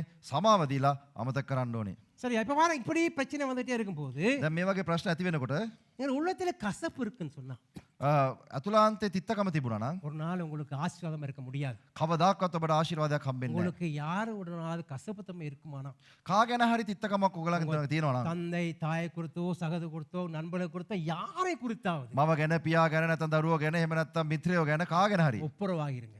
ගිහලා කතා කරන්න. ஒப்புரவாகிருங்க. ගිහලා කතා කරන්න. සමාදාන වෙන්න. ஃபோன் எடுத்து கதைங்க. කෝල් එකක් අරන් කතා කරන්න. ஆனா ஃபோன் எடுத்துட்டு ෆෝන් එක අරගෙන அவங்க உங்களுக்கு மன்னிச்சாங்களா இல்லையா மறந்தாங்களான்னு அந்த ரியாக்ஷனை பார்க்காதீங்க. යා සමාව දුන්නද නැද්ද? යාගේ රියැක්ෂන් එක බලන්න එපා. பாஸ்டர் நான் அவங்களுக்கு சொன்னேன் அவர் எந்த ரியாக்ஷன் இல்ல. Okay no problem. මං එයාගේ සමාව ඉල්ලුවා. ඉතින් එයාගෙන් කිසිම ප්‍රතික්‍රියාවක් නැහැ. ඉතින් කමන්න ඒක අතහැරලා දාන්න. ஆங்கிலத்திலே there's an old saying what goes around is comes around. What goes around is comes around. அதாவது தன்வினை தன்னை சுடும். தமா கலக்கலதே பலதே. කියන්නේ நாங்க ஒரு ஏதாவது ஒரு காரியம் செய்துட்டா මොකක් හරි කාරණයක් කරොත් அது மறுபடியும் எங்களுக்கு வரும். ඒක නැවත වතාවක් අපිට එනවා. அப்பதான் எங்களுக்கு நோகும். ඒතකොට තමයි අපිට தாவீது වෙන්නේ. இது நடந்துச்சு. දාවිඩ් ඒ වගේ වුණා. என்ன நடந்துச்சு தெரியுமா? මොනවද නදුනේ? யுத்தம் செய்ய வேண்டிய தாவீது යුද්ධ කරන්න ඕන දාවිඩ් எங்க இருந்தாரு? කොයිද හිටියේ? மாளிகையில உப்பரையில தூங்கிட்டு இருந்தார். මාලිගාවේ නිදාගෙන හිටියා. தூங்கினவே தூங்கிட்டு இருக்க வேண்டியதானே. නිදාගත්ත එක නිදාගෙන ඉන්න එපා. தூரத்தோட அழகான பொண்ணு குளிக்கிறத கண்டுட்டார். හොඳ ලස්සන ගෑනු කෙනෙක් නානවා දැක්කා. உடனே கூப்பிட்டாரு, யாரங்கே இங்க வா, කවුද ඉන්නේ එන්න කියලා அது කිව්වා. யாருன்னு பாரு, ඒ කවුද කියලා බලපන්. கூட்டிட்டு வா. එක්කන් එන්න. ராஜாவுக்கு அதிகாரம் இருக்கு. රජතුමාට බලය நான் තියෙනවා. ராஜா, எனக்கு அதிகாரம் இல்ல, ஆனா அந்த ராஜாவுக்கு அதிகாரம் මේ இருக்கு. රාජාට බලය නැහැ. ඒ රජතුමාට බලය තිබ්බා. சரி. எனக்கு ராஜானாலும் வாழ்வேன், எதுவும் இல்லைனாலும் சரியா. அப்ப அந்த ராஜாவுக்கு இருக்கும்போது எந்த அதிகாரம் இருக்கு. ඒ රජ කෙනෙක්ව ඉන්නකොට ඕන බලයක් තියෙනවා. இப்ப இவரு இந்த இன்னொரு காரணம் உங்களுக்கு சொல்றேன். තව එක කාරණයක් කියන්නම්. இந்த நீங்க எல்லாம் சிரிக்கிறீங்க தானே. දැන් ඔයගොල්ලෝ hina වෙනවනේ. இந்த தாவீதுடைய பத்சேபாளுடைய கதையில சுவாரஸ்யமான கதை ஒன்று இருக்கு. இப்ப நான் சொல்ல மாட்டேன். මේ බෙත්සබාගේ දාවිද්ගේ කතාවේ එක රසවත් කතාවක් තියෙන එක දැන් කියන්නේ නැහැ. இப்ப என்ன செய்யறாருன்னா, දැන් මොකද්ද නම් இப்ப அவரு கிங் அடிச்சு ஒரு மாதிரி கூட்டி வந்துட்டார், மாலுக்கு வந்தாச்சு. දැන් එයාට මොකක්ද ඇති වෙලා එයා එක්කගෙන ආවා. இப்ப அவர் பாவத்துல வந்துட்டார். දැන් ඔහු පාපෙට වැටුණා. பாவத்தை விழுந்த உடனே පාපෙට වැටිච්ච ගමන් கொஞ்ச நாள் போன உடனே ටික කාලයක් ගියපු ගමන් செய்தி வருது, ආරංචියක් එනවා. ராஜாவே රජතුමනි பத்சேபாள் බෙත්සබා கபகபா. ගබගබා වෙලා ගියා. அப்படியா? එහෙමද? உடனே போயிட்டு දැම්ම ගිහිල්ලා யுத்த காலத்துல යුද්ධ කරන තැනදී பத்சேபாளுடைய கணவனை ඒ බත්සබාගේ ස්වාමි පුරුෂයාව உரியாவை அழைக்கிறார். ඌරියට එන්න කියනවා. அழைக்கிறார். එන්න කිව්වා. இவருடைய உள்நோக்கம் என்ன தெரியுமா? මෙයාගේ ඇතුළාන්තය මොනවද නදුවන්නේ? அந்த யுத்தத்தில் இருக்கிற கணவன் வந்தா ඒ යුද්ධයේ ඉන්න ඒ ස්වාමි පුරුෂයාව නම් மனைவி வீட்டுக்கு அனுப்பிட்டா ඒ භාර්යාව ළඟට යවුවා නම් இவர் சேஃப் ஆகிடலாம். ෂේප් එකක් දාන්න යන්න පුළුවන්. அப்ப அவர் சொல்ல முடியாது தானே. ඒතර එයාට කියන්න බෑනේ. பிறந்தாலும் தாவீது புள்ளன்னு சொல்ல முடியாது தானே. දැන් ඉපදුනා දාවිද්ගේ දරුවා කියලා කියන්න බෑනේ. அதை விட மூலசாலி தான் உரியா. දැන් එයාට වඩා හොඳ මොලකාරයෙක් තමයි ඌරියා. உரியா வந்துட்டார், ඌරියාව மாளிகைக்கு வந்தார். මාලිගාවට உரியா ආවා. எப்படி யுத்தத்தை நடக்குது அப்படியா இப்படி எல்லாம் கேட்கிறார். දැන් ඌරියාගේ අහනවා කොහොමද යුද්ධේ මොන තත්ත්වෙත් තියෙන්නේ කියලා. எல்லாம் சரி. දැන් හැමදේම ඇහුවා. அவருக்கு மதுபானம் என்ன, பழங்கள், ஏய் கொண்டு போய் நீ எவ்வளோ காலம் பொறுத்தாலே வீட்டுக்கு வர உன் மனைவி அங்க ஏக்கத்தோட காத்திருப்பா, போ அவளை போய் சந்தோஷப்படுது அப்படின்னு சொல்றாரு. දැන් එයාට මුද්‍රිත පානය පළතුරු ඔක්කොම දීලා කිව්වා උඹ ගොඩ කාලයකට පස්සේනේ ගෙදර යන්නේ ගිහිල්ලා භාර්යාව සමග සන්තෝෂයෙන් ඉන්න කිව්වා. இவர் என்ன செய்யறாரு? மேம் உனக்கு நல்லா குடிச்சிட்டு வெறியாகி அது அவங்க வாசலண்டையில படுத்துட்டு இருக்கிறாரு. துரப்படுக்கா நிதாங்க இன்னும் மாளிகா கெதற்கீன. ஏய் நீ வீட்டுக்கு போகலையா? ඒවා ගෙදර ගියේ නැද්ද? அங்க யுத்தம் நடக்குது, நான் எப்படி வீட்டுக்கு போய் சந்தோஷமா இருக்கிறது? ඒ යුද්ධය යනවා මම කොහොමද ගෙදර ගිහලා සන්තෝෂයෙන් ඉන්නේ කියලා ඇහුවා. தாவீது ராஜா அதோட உள்நோக்கம் என்ன தெரியுமா? දාවිද් රජතුමාගේ ඇතුළත් සිටින என்ன මොකද? தெரியுமா? சரி பத்சேபாளோட தான் பாவம் செஞ்சிட்டியே, දැන් බත්සබා සමග පාපයක් කරා. பாவம் செஞ்சிட்டு පාපය කරලා அந்த பாவத்தை மறக்க இன்னொரு பாவம். ඒ පාපය වහන්න තව පාපයක්. நாங்க ஒரு பொய்ய சொல்லிட்டு අපි එක බොරුවක් කියලා அதை இல்லாம இன்னொரு பொய் சொல்லுவோம். ඒක වහන්න තව බොරුවක් කියනවා. பச்சை பொய், செகு பொய், கரு பொய், பொய் தான்.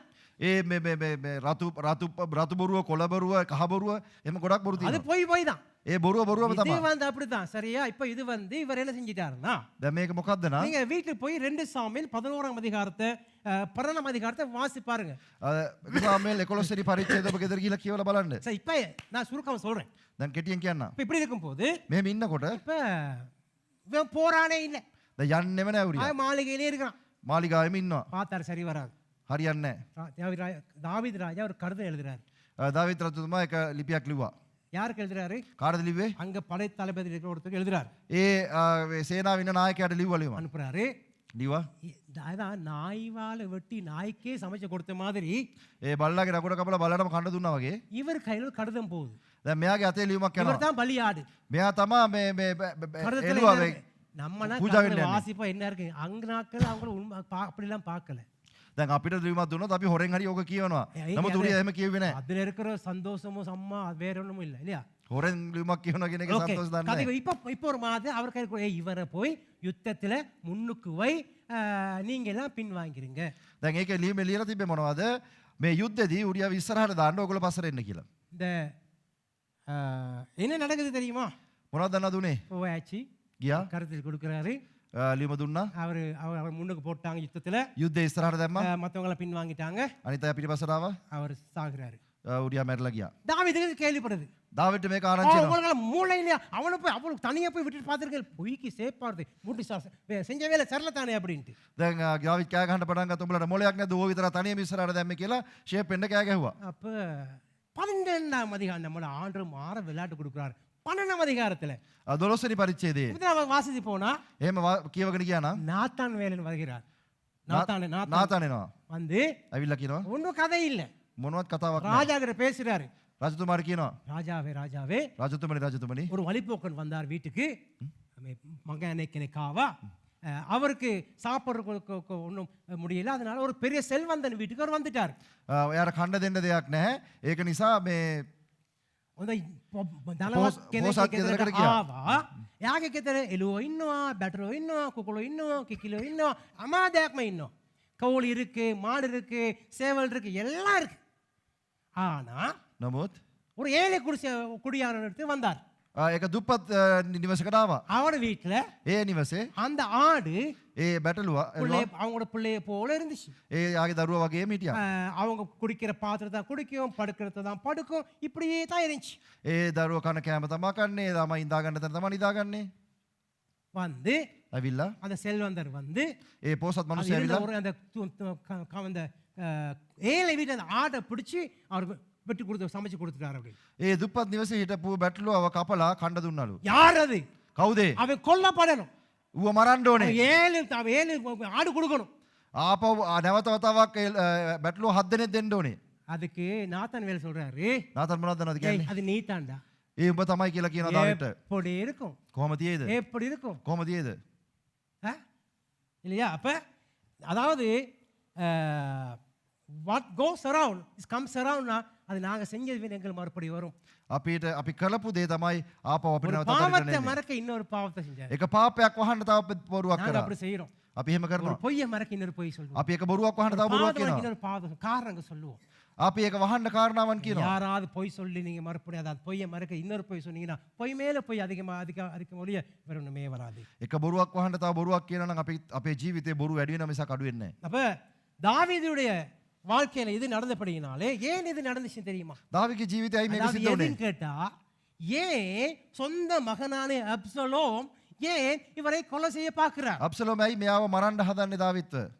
அப்ப அகித்தோப்பேல் ஒரு நண்பன் ஏன் இவரை காட்டி கொடுக்க பார்க்கிறார்? අගිතෝපේ කියන්නව එයාගේ මිත්‍රයා ඇයි ඔහුව පාවලා දෙන්න හදන්නේ? பத்சேபாள் எடுத்து செஞ்ச பாவம், ඒ බත්සල බෙත්සබා සමග කර පාපය, உரியாவை கொலை செய்ய வைத்த ஒரு காரணம். ඒ උරියව මරන්න දාපු ප්ලෑන් එක. இதுதான் திரும்பி வருது. මේක තමයි නැවත වතාවක් රිටර්න් இப்ப එන්නේ. நீங்க யாராவது கொலை செஞ்சிட்டீங்கன்னா ஒரு 10 வருஷம் 5 வருஷம் சிறையில வந்துடலாம். ඔබ කවුරු කෙනෙක් මැරුවා නම් අවුරුදු 10ක් විතර ඉඳලා ඉඳලායි. கொலை செய்வேன் ஏதாவது செஞ்சீங்க, அதுதான் ஆகவே பாரதூரமான காரியம். ඒ මිනි මරන්න අනදන එක තමයි භයානකම දේ. இப்ப இதனால தான் அதாவது தாவீது 51ஆம் சங்கீதத்தை எழுதினார். මේක නිසා තමයි 51 වෙනි ගීතාවලිය දාවිත් ලිව්වේ. அதை நீங்க உங்களுக்கு தெரியும், அந்த எல்லாம் சொல்லப்பட்டிருக்கு தானே இல்லையா? ඇයි ඒක ලිව්වේ කියලා ඔබ දන්නවා? சரி, இப்ப இந்த அடுத்தபடியாக பார்க்க போனா ඊළඟ முதல்ல ஆண்டவர் பிரபு விசுதேக்கே ஹாய හිතෝපදේශ 22 දාන්න කෙවින් අක්කලා දාන්න. හිතෝපදේශ 22:6. මොනවද அது என்ன சொல்லப்பட்டிருக்கிறது? பிள்ளையானவன் நடக்க வேண்டிய வழியிலே நடத்து, அவன் முதிர் வயதிலும் விடாதிருப்பான். දරුවක සුදුසු මාර්ගයේ පුහුණු කරපන්න. එවිට ඔහු වයස්ගත වූ කලත් එයින් අහක්ව නොයන්නේය. நாங்கள் அந்த பிள்ளையை வளர்க்கிற முறையில தான் அவர் வரும் எதிர்காலம் இருக்கும். ඒ දරුවව අපි හදන විදිහට තමයි ඔහුගේ අනාගතය තීරණය වෙන්නේ. இப்போ என்னைய வளர்த்தது என்னோட அன்னை. දේවගත්තුමා හදලා තින්නේ එයාගේ අයියා. சாப்பாடு கொடுத்தது, உணவு கொடுத்தது, இந்த பாதுகாத்தது, உடுப்பு வாங்கி கொடுத்தது, ஸ்கூல் எல்லாம் அவர் தான் செய்யணும். எங்கள் அப்பா நான் சின்ன காலத்தில் எது கருப்பா சேப்பா எனக்கு தெரியாது. පියා කුඩා කාලෙම නැති වුණා. එයා කළුද සුදු කියලාවත් දන්නේ නැහැ. පොඩි කාලේ ඉඳලා අයියා තමයි හැමදේම කරේ. இன்னைக்கும் அவர் என்ன சொன்னாரோ அந்த அந்த பாதையில தான் யாருக்கிட்ட எந்த பொருளும் இரவல் வாங்க மாட்டேன். අදටත් ඔහු කියන විදිහට තමයි මම යන්නේ. මොකද කිසිම ආකාරයකට කිසිම කෙනෙක්ගේ කිසිම දෙයක් ගන්න නැතුව හරියට යනවා. ஓசி அதாவது ஓசி எனக்கு பெரிய விஷயங்கள் இருக்குது சொல்ல போனா. ගොඩක් දේවල් තියෙනවා කියන්න යනවා නම් அவர் அவர் அவர் சொன்ன மாதிரி நான் வாழ்ந்து இந்த வச்சலா இருக்க எங்கள் அக்காட மகள் கேட்டு பாருங்க எப்படிங்கிறது. இப்ப இந்த தாவீதுடைய மகன் මේ දාවිද්ගේ පුතා அப்சலோம் ரிபேலியஸ், அதாவது ரிபேலியஸ் முரட்டாட்டம் ஆகுது காரணம் என்ன? අබ්සලෝම් මුරණ්ඩු වෙන්න හේතුව මොකද්ද? தாவீது செய்த பாவங்கள், දාවිද් කරපු පාපයන්. தாவீதுடைய குற்றம் குறைகள். දාවිද්ගේ අඩුපාඩු. இன்னைக்கு பாத்தீங்கன்னா අද බැලුවොත් பாச சொல்லுவாரு, දේවගැතුමා කියනවා சிங்கத்தோட குட்டி சிங்க குட்டியா தான் வரணும், සිංහයාගේ පැටිය සිංහ පැටියෙක් அது වෙන්න ඕනේ. பூனையா ஒரு காலம் வரக்கூடாது. ඒ කවදාකවත් පූසෙක් වෙන්න ඕනේ. பாசுடைய மகன் பாஸ்டா தான் வரணும் அப்படின்ட்டு පාස්ටර්ගේ පුතා පාස්ටර් කෙනෙක් තමයි වෙන්න ඕනේ. நான் இந்த அப்படி வந்த பிள்ளைங்களை நான் கேட்டேன். මම ඇවිල්ලා ළමයින් ඇහුවා. அப்போ அம்மா நான் அப்படி வர மாட்டேன், අයියෝ අම්මා මම නම් එහෙම වෙන්නේ නැහැ. நான் பாஸ் ஆக மாட்டேன். මම කවදාකවත් පාස්ටර් කෙනෙක් වෙන්නේ නැහැ. அப்போ எங்க அப்பா படுற பாடு போதும். අයියෝ අපේ තාත්තා විඳින දුක ඇති. அப்புறம் சொல்லுவாங்க, ඊට පස්සේ කියනවා பொம்பளை பிள்ளைங்க சொல்லுவாங்க, ගෑනු ළමයි කියනවා நான் அவர் ஊழியக்காரரை கட்ட மாட்டேன். මම නම් කවදාකවත් සේවකෙක් බඳින්නේ නැහැ. அவர் என்னன்னா, ඒ මොනවද? அவர் என்ன செய்யறாரு, එයා මොනවද කරන්නේ? இப்படி கையில வச்சுக்கிட்டு வீடு வீடா போயிட்டு ஜெபம் பண்ணி காணிக்க வேணும், அந்த மாதிரி பிச்சைக்கார பாஸ் நான் கட்ட மாட்டேன். එයා මොනවද කරන්නේ? මෙහෙම බයිබලයක් කිහිල්ල ගහගෙන ගෙවල් ගානේ ගිහිල්ලා යාඥා කරනවා. ඒ වගේ හිඟන්නේක මම බඳින්නේ அப்படி නැහැ நான் கட்ட மாட்டேன். මං එහෙම එක්කෙනෙක් බඳින්නේ නැහැ. சேல் ஸ்டெப் டை கோட் அடிச்சு கார் ஓட்டிக்கிட்டு வந்து சும்மா இங்கிலீஷ்ல அப்படிலாம் பேசி அப்படிதான் நான் கட்டுவேன். ඔය මම සේල්ස් කරන හොඳ ටයි එකක් දාන කාර් එකේ ඇවිල්ලා ඉංග්‍රීසියෙන් කතා කරන එකෙක්ව තමයි බඳින්නේ. அப்படிதான் கட்டுவேன் சொல்லுவேன். එහෙම තමයි බඳිනවා இவங்களுக்கு කිව්වේ. ஏபிசிடி தெரியாது, இவங்களுக்கு வந்து இங்கிலீஷ் பேசுற மாப்பிள்ளை வேணுமாப்பா. මේගොල්ලන්ටම ABC දන්නේ නැහැ. ඔය ඉංග්‍රීසි කතා කරන මේ මනමාලයෙක් ඕනේ. அப்ப பிள்ளையை நாங்க நடக்க வேண்டிய வழியை நடத்தணும். අපි ළමයාව හදන්න ඕනේ විදිහට හදන්න ඕනේ. நண்டு இருக்குல்ல, මේ කකුට්ටා ඉන්නව නේද? அது කකුලුවාද? இப்படிதான் போகும். ඌ යන්නේ මෙහෙම. ஆனா தான் பிள்ளைய பா நேரா போ, ඒ ළමයා බල්ලා කියන කෙලින් ඵලයන්. நீ ஏன் வளைஞ்சு தான் போற, நான் எங்க நேரா போறது. උඹම නිකන් ඇදයට යන්නේ කොහොමද ළමයා යන්නේ කෙලින්? அந்த மாதிரி சில பிள்ளைகளை அந்த பிள்ளைங்களை நாங்க நடத்தாத இந்த ஒழுங்கா நடத்தாதபடினால தான் முரட்டாட்டமா வந்தா தான் தகப்பனுக்கே விரோதமாக அப்சலோம். සමහරක් ළමයිව හරියට හදන්න නැති නිසා තමයි ලොකු වුණාම ඒගොල්ලෝ இப்ப මුරන් இப்படி වෙන්නේ. நிறைய பிரச்சனை வந்துச்சு தானே. දැන් මේ වගේ ගොඩාක් ප්‍රශ්න ආවා. தாவீது ராஜா எப்படி இந்த பிரச்சனைக்கு முகம் கொடுத்தார்? දාවිත් රජතුමා කොහොමද මේ ප්‍රශ්නෙට මුහුණ දුන්නේ? நீங்க எழுதி கொள்ளுங்க, சங்கீதம் 55 அதிகாரம் ඔබ ලියා ගන්න ගීතාවලිය 55 6 6 15 வரை 6 වෙනි පදේ ඉඳලා 15 වෙනි පදේ වෙනකම් என்ன செஞ்சாரு தெரியுமா? මොනවද නේද කරේ? எஸ்கேபிசம், அதாவது அதில் விட்டு பாஞ்சு போறது, தப்பித்துக் கொள்ளுதல். ඒ ප්‍රශ්නෙන් පැනලා යන එක. தப்பித்துக் கொள்ளுதல் இது பெரிய கிடையாது. ඒ ප්‍රශ්නෙන් පැනලා යන එක වැරද්දක් නෙමෙයි. ஆனா அதுக்கு எப்படி முகம் கொடுக்க வேண்டும்? අපි ඒකට මූණ දෙන්නේ කොහොමද? 6 7 8 6 7 8 කියවන්න. 6 7 8 கீதால 55 6 7 8. அப்பொழுது நான், எனக்கு புறாவைப் போல் சிறகுகள் இருந்தால் நான் பறந்து போய் இளைப்பாறுவேன். நான் தூரத்தில் அலைந்து திரிந்து வனாந்தரத்தில் தங்கியிருப்பேன். பெருங்காற்றுக்கும் தங்கியிருப்பேன். பெருங்காற்றுக்கும் புசலுக்கும் தப்ப புயலுக்கு புசல் அல்ல புயல் தப்புவேன் என்றேன். සිංහලයි. මමද කතා කොට අනේ මට කොබයකොට මෙන් පියාපත් ඇත්නම් එවිට ඉගිලී ගොස් නිශ්චලව සිටින්නෙමි. බලව එසේ නම් මම ඈත පලා ගොස් වනයෙහි නවා තැන් ගන්නෙමි. සැර හුලගෙන්ද කුණාටුවෙන්ද ආරක්ෂා ස්ථානයකට ඉක්මන් කර යන්නෙමි කීයෙමි. ஆங்கிலத்தில் சில வேர்டு இருக்கு. ඉංග්‍රීසි එකක පදයක් තියෙනවා. கெட் அவே, கெட் அவே, வெளியே கேட்டுக்கு வெளியே, கெட் வே கேட்டுக்கு வெளியே, ගේට්ටුවට එළියෙන් ගෙට වේ කියන්නේ. கெட் அவே, கேட் அவே, கேட்டுக்கு வெளியே. ගේට්ටුවෙන් එළිය. சரியா? அந்த பாஞ்சு போற அந்த பிரச்சனைக்கு முகம் கொடுக்க முடியாம பாஞ்சு போறது. ඒ ප්‍රශ්නෙට මුහුණ දෙන්න බැරුව පැනලා යන එක. சரியா? அப்ப மார்க் எழுதின சுவிசேஷம் 6 அதிகாரம் 31வது வசனத்தை வாசிப்போமா?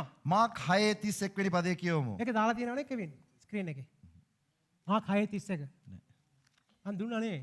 දුන්නද? ஓகே. කියවමු. வாசிப்போம். මාක් 6:31. அவர் அவர்களை நோக்கி வாசிங்க. வனாந்தரமான ஒரு இடத்திலே. ஓகே, எங்க? அவர் அவர்களை நோக்கி வனாந்தரமான ஒரு இடத்தில் வனாந்தரம் இல்ல, வனாந்தரம். அங்க பாருங்க எப்படி இருக்குன்னு சொல்லுங்க. வனாந்தரமான ஒரு தனித்து சற்றே இளைப்பாறும்படி போவோம் வாருங்கள் என்றார். ஓகே.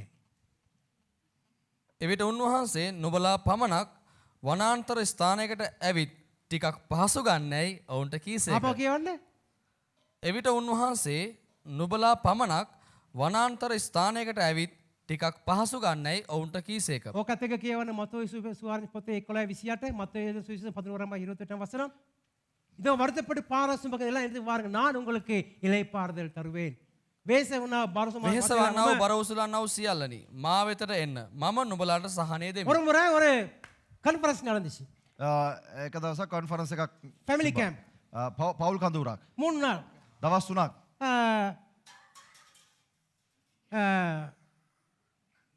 சனிக்கிழமை கடைசி நாள் ඉරිදා අන්තිම දවසේ அப்ப அன்னைக்கு ஃபயர் கேம்ப் எல்லாம் ஃபயர் கேம்ப் ෆයර් කැම්ප් එකක් තිබ්බ අන්තිම දවසේ அப்ப அந்த பாஸ்டர் சொன்னாரு ඒ පාස්ටර් කිව්වා யார் யாருக்கு உங்க ரூம்கள்ல உங்க பைபிள்ல தேவையில்லாத சாமான் இருக்குதோ කාට කාටද ඔබගේ කාමරේ ඔබගේ බයිබලයේ අස්සෙන පර්ස් වල ඕන නැති දේවල් තියෙන්නේ எல்லாம் கொண்டு வந்து அக்கினியில போடுங்க ඔක්කොම ගෙනල්ලා ගින්දරට දාන්න කියලා කිව්වා ஒருத்தர் இந்த நடிகையர் படங்களும் அந்த படங்களும் அப்படி இப்படின்னு சபிதாடையும் அப்படி இப்படி கொண்டு வந்து எல்லாம் கொண்டு வந்து போட்டாங்க சொல்லுங்களேன் එක එක නළු නිලියන්ගේ ෆොටෝස් තිබිලා ගෙනල්ලා දැම්මා இன்னொருத்தர் එක්කෙනේ தூக்க முடியாம தூக்கிட்டு வர பாரமா தூக்கிட்டு வராரு උස්ස ගන්න බැරි තරමට අමාරුවෙන් උස්සගෙන එනවා தூக்கிட்டு வராரு උස්සගෙන එනවා அப்போ இன்னொரு இப்போ அவருக்கு உதவி செய்ய என்ன தூக்கிட்டு வராரு තව එක්කෙනෙකුට කිව්වා ගිහලා උදව් කරන්න යා මොකද උස්සගෙනවා කියලා சுத்தி தானே தூக்கிட்டு வந்தாரு ஒத்தலான கினாவே දැන් ඔතලනේ ගෙනාවේ එක தூக்கி பார்த்தா அவரை மனைவி தூக்கிட்டு வராரு ටිකල්ලා බලනකොට යාගේ භාර්යාව උස්සගෙන එනවා சிலருக்கு மனைவி ஒரு பாரம் සමහරක් අයට භාර්යාව එක බරක් சரியா மனைவி தூக்கிட்டு வராரு භාර්යාව උස්සගෙන ආවා இப்ப ஓகே இப்ப இந்த இடத்துல බේසානේදී ரெண்டு அர்த்தம் இருக்கு අර්ථ දෙකක් තියෙනවා மார்க்கு சுவிசேஷம் 6ஆம் அதிகாரம் 36 வசனம் இளைப்பாறுவோம் என்று ஆண்டவர் சொன்னார் මාක් 6:31 කියනවා අපි සහනය පොඩ්ඩක් දෙනවා අපි පොඩ්ඩක් විවේක ගමු විවේක ගමු ஆனா மத்தேயு சுவிசேஷம் 11ஆம் அதிகாரம் 28ஆம் வசனம் சொல்கிறது මතය 11:28 කියනවා இதோ வருத்தப்பட்டு பாரசமுகனைகளா என்னிடத்தில் வாருங்கள் நான் உங்களுக்கு இளைப்பாறுதல் தருவேன் වේසවන්න බරොසුලන සියල්ලනි මා වෙතට එන්න මම නුඹලාට සහනය දෙමි இதைத்தான் කියලා ஆண்டவர் කිව්වා சொன்னார் சரியா இப்ப அடுத்தது தான் அந்த வார்த்தைகள் අනිත් එක තමයි நாங்க වචන பாய்க்கிற வார்த்தையிலும் கவனமா இருக்கணும் අපි පාවිච්චි කරන වචන පරිස්සම් කරගන්න ඕනේ வேதம் சொல்லுகிறது බයිබලයේ කියනවා நீதிமொழிகள் 18ஆம் அதிகாரம் 21 வசனம் சொல்லுகிறது විනිශ්චයකාරයා පොතේ ஈத்தோපදேශ 18 විශේෂ කියනවා ඊටෝපදේශ 18:20 කියනවා மரணமும் ஜீவனும் நம்முடைய வாயிலே தான் இருக்கு මරණයත් ජීවනයත් අපේ මුඛයේ තියෙන කියලා அதே போல ඒ වගේ மரணத்துக்கும் මරණයටත් ஜீவனுக்கும் ජීවනයටත් ஒரு கியூபிட் ஒரு முழம் එක රියනක් එක රියනක් තමයි சரியா இங்க இருந்து பாத்தீங்கன்னா எழுந்து பாருங்க வீட்டுல போய் பாருங்க சரியா 18 அங்குலம் தான் இருக்கு මරණයටත් ජීවනයටත් හරියට මගල් 18යි තියෙන්නේ ஆகவே நாங்க அந்த சில வார்த்தைகளுக்கு தான் கவனமா இருக்கணும் සමහර වචන ගැන අපි நாசமா පරිස්සම් කරනවා போ ඔබට හෙන ගහලා යන්න ඕනේ உனக்கு இடியே விழும் තොට හෙන ගහන්න ඕනේ இப்படி நாங்க சொல்றோம் தானே අපි මෙහෙම කියනව නේද வார்த்தையில கவனமா இருக்கணும் අපි වචන පරිස්සම් කරගන්න இந்த ඕනේ இடத்துல பேசினா பரிசுத்தவான் கிடையாது මේ ස්ථානේ කතා කරන මම සුද්ධවන්තයෙක් නෙමෙයි சில நேரங்களில் வாயில் வார்த்தைகள் தவறுவது உண்டு සමහර අවස්ථාවලදී අපේ පිට වෙනවා වචන ஏன்னா ඇයි දන්නවද இப்போ கல்யாணம் கட்டின மருமகள் மார்க இருப்பீங்க இருப்பீங்க தானே வீட்டில் දැන් සමහරක් බෑනලා එහෙම ඉන්නවනේ ගෙවල් වල බෑනලා நீங்கள் போகும்போது உங்களுக்கு ஒரு வார்த்தை வரும் ඔබ යනකොටත් එක වචනයක් එනවා வார் வெட்டிட்டு போறாங்க බලපන් කපාගෙන යන විදිහ வரும்போதும் அப்போ இதெல்லாம் தாங்கவே முடியல உங்களுக்கு දැන් ඒව දිරවන්නෙම නෑ සමහරක් වෙලාවට අපිට இப்போ இந்த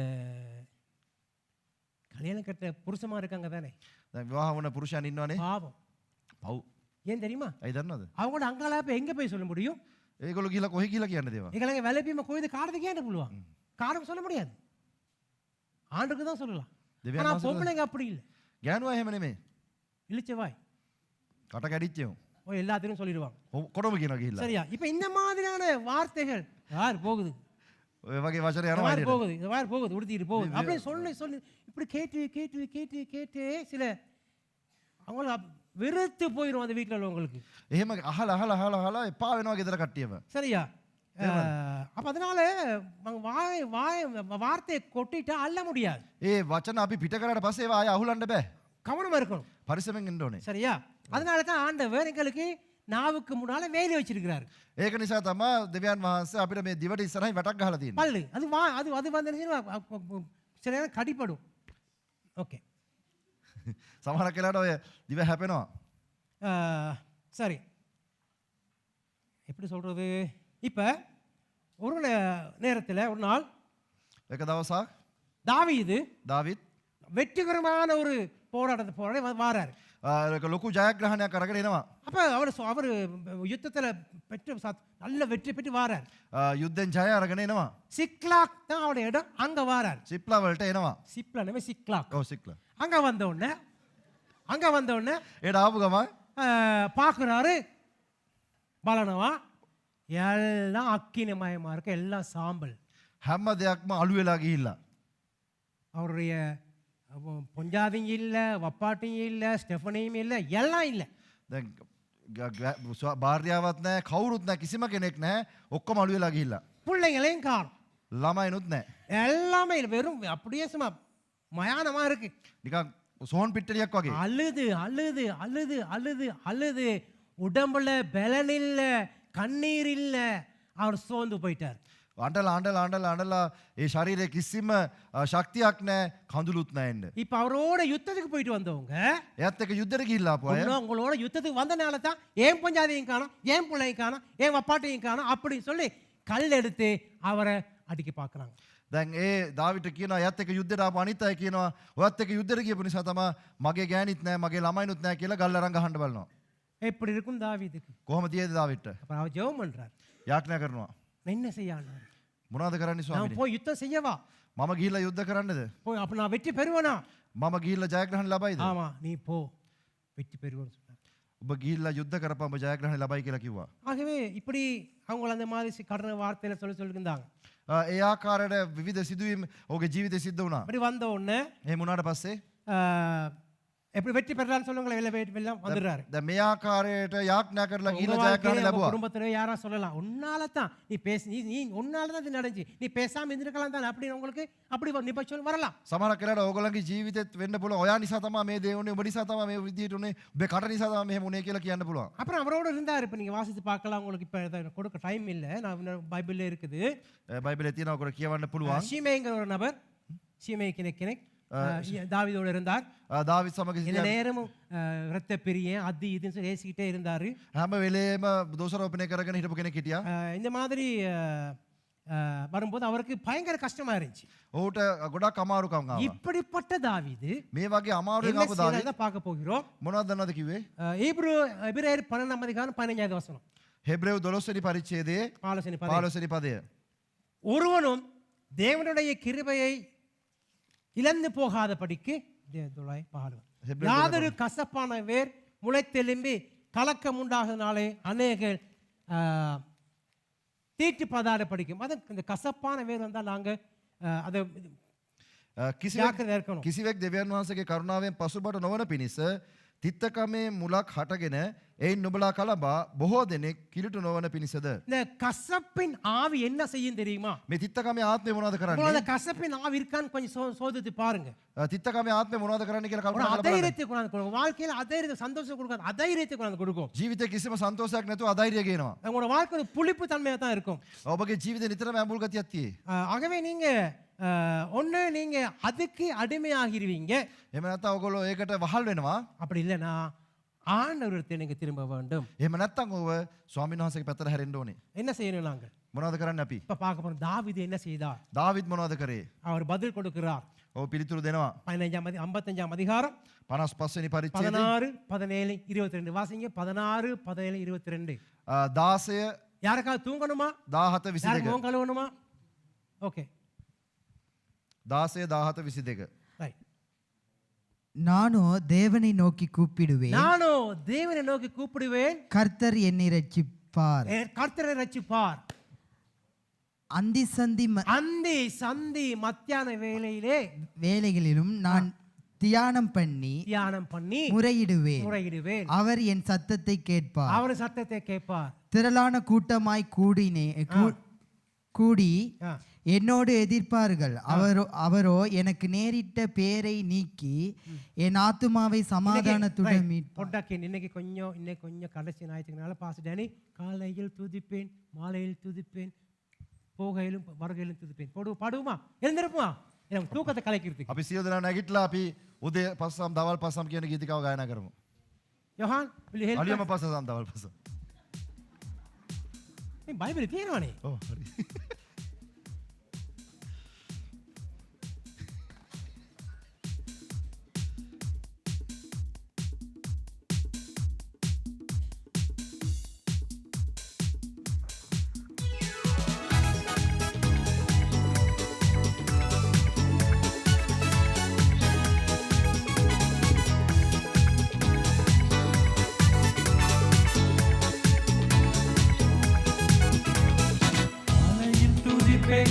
பகலில் துதிப்பேன் மாலையிலும் கூட துதிப்பேன் போகையில் துதிப்பேன் வருகையில் துதிப்பேன் நாள் முழுவதும் கூட துதிப்பேன் துதிக்க பாத்திர இயேசு கிறிஸ்து என்னை ஏற்றி கொண்டதனா ஓ பட்டுவே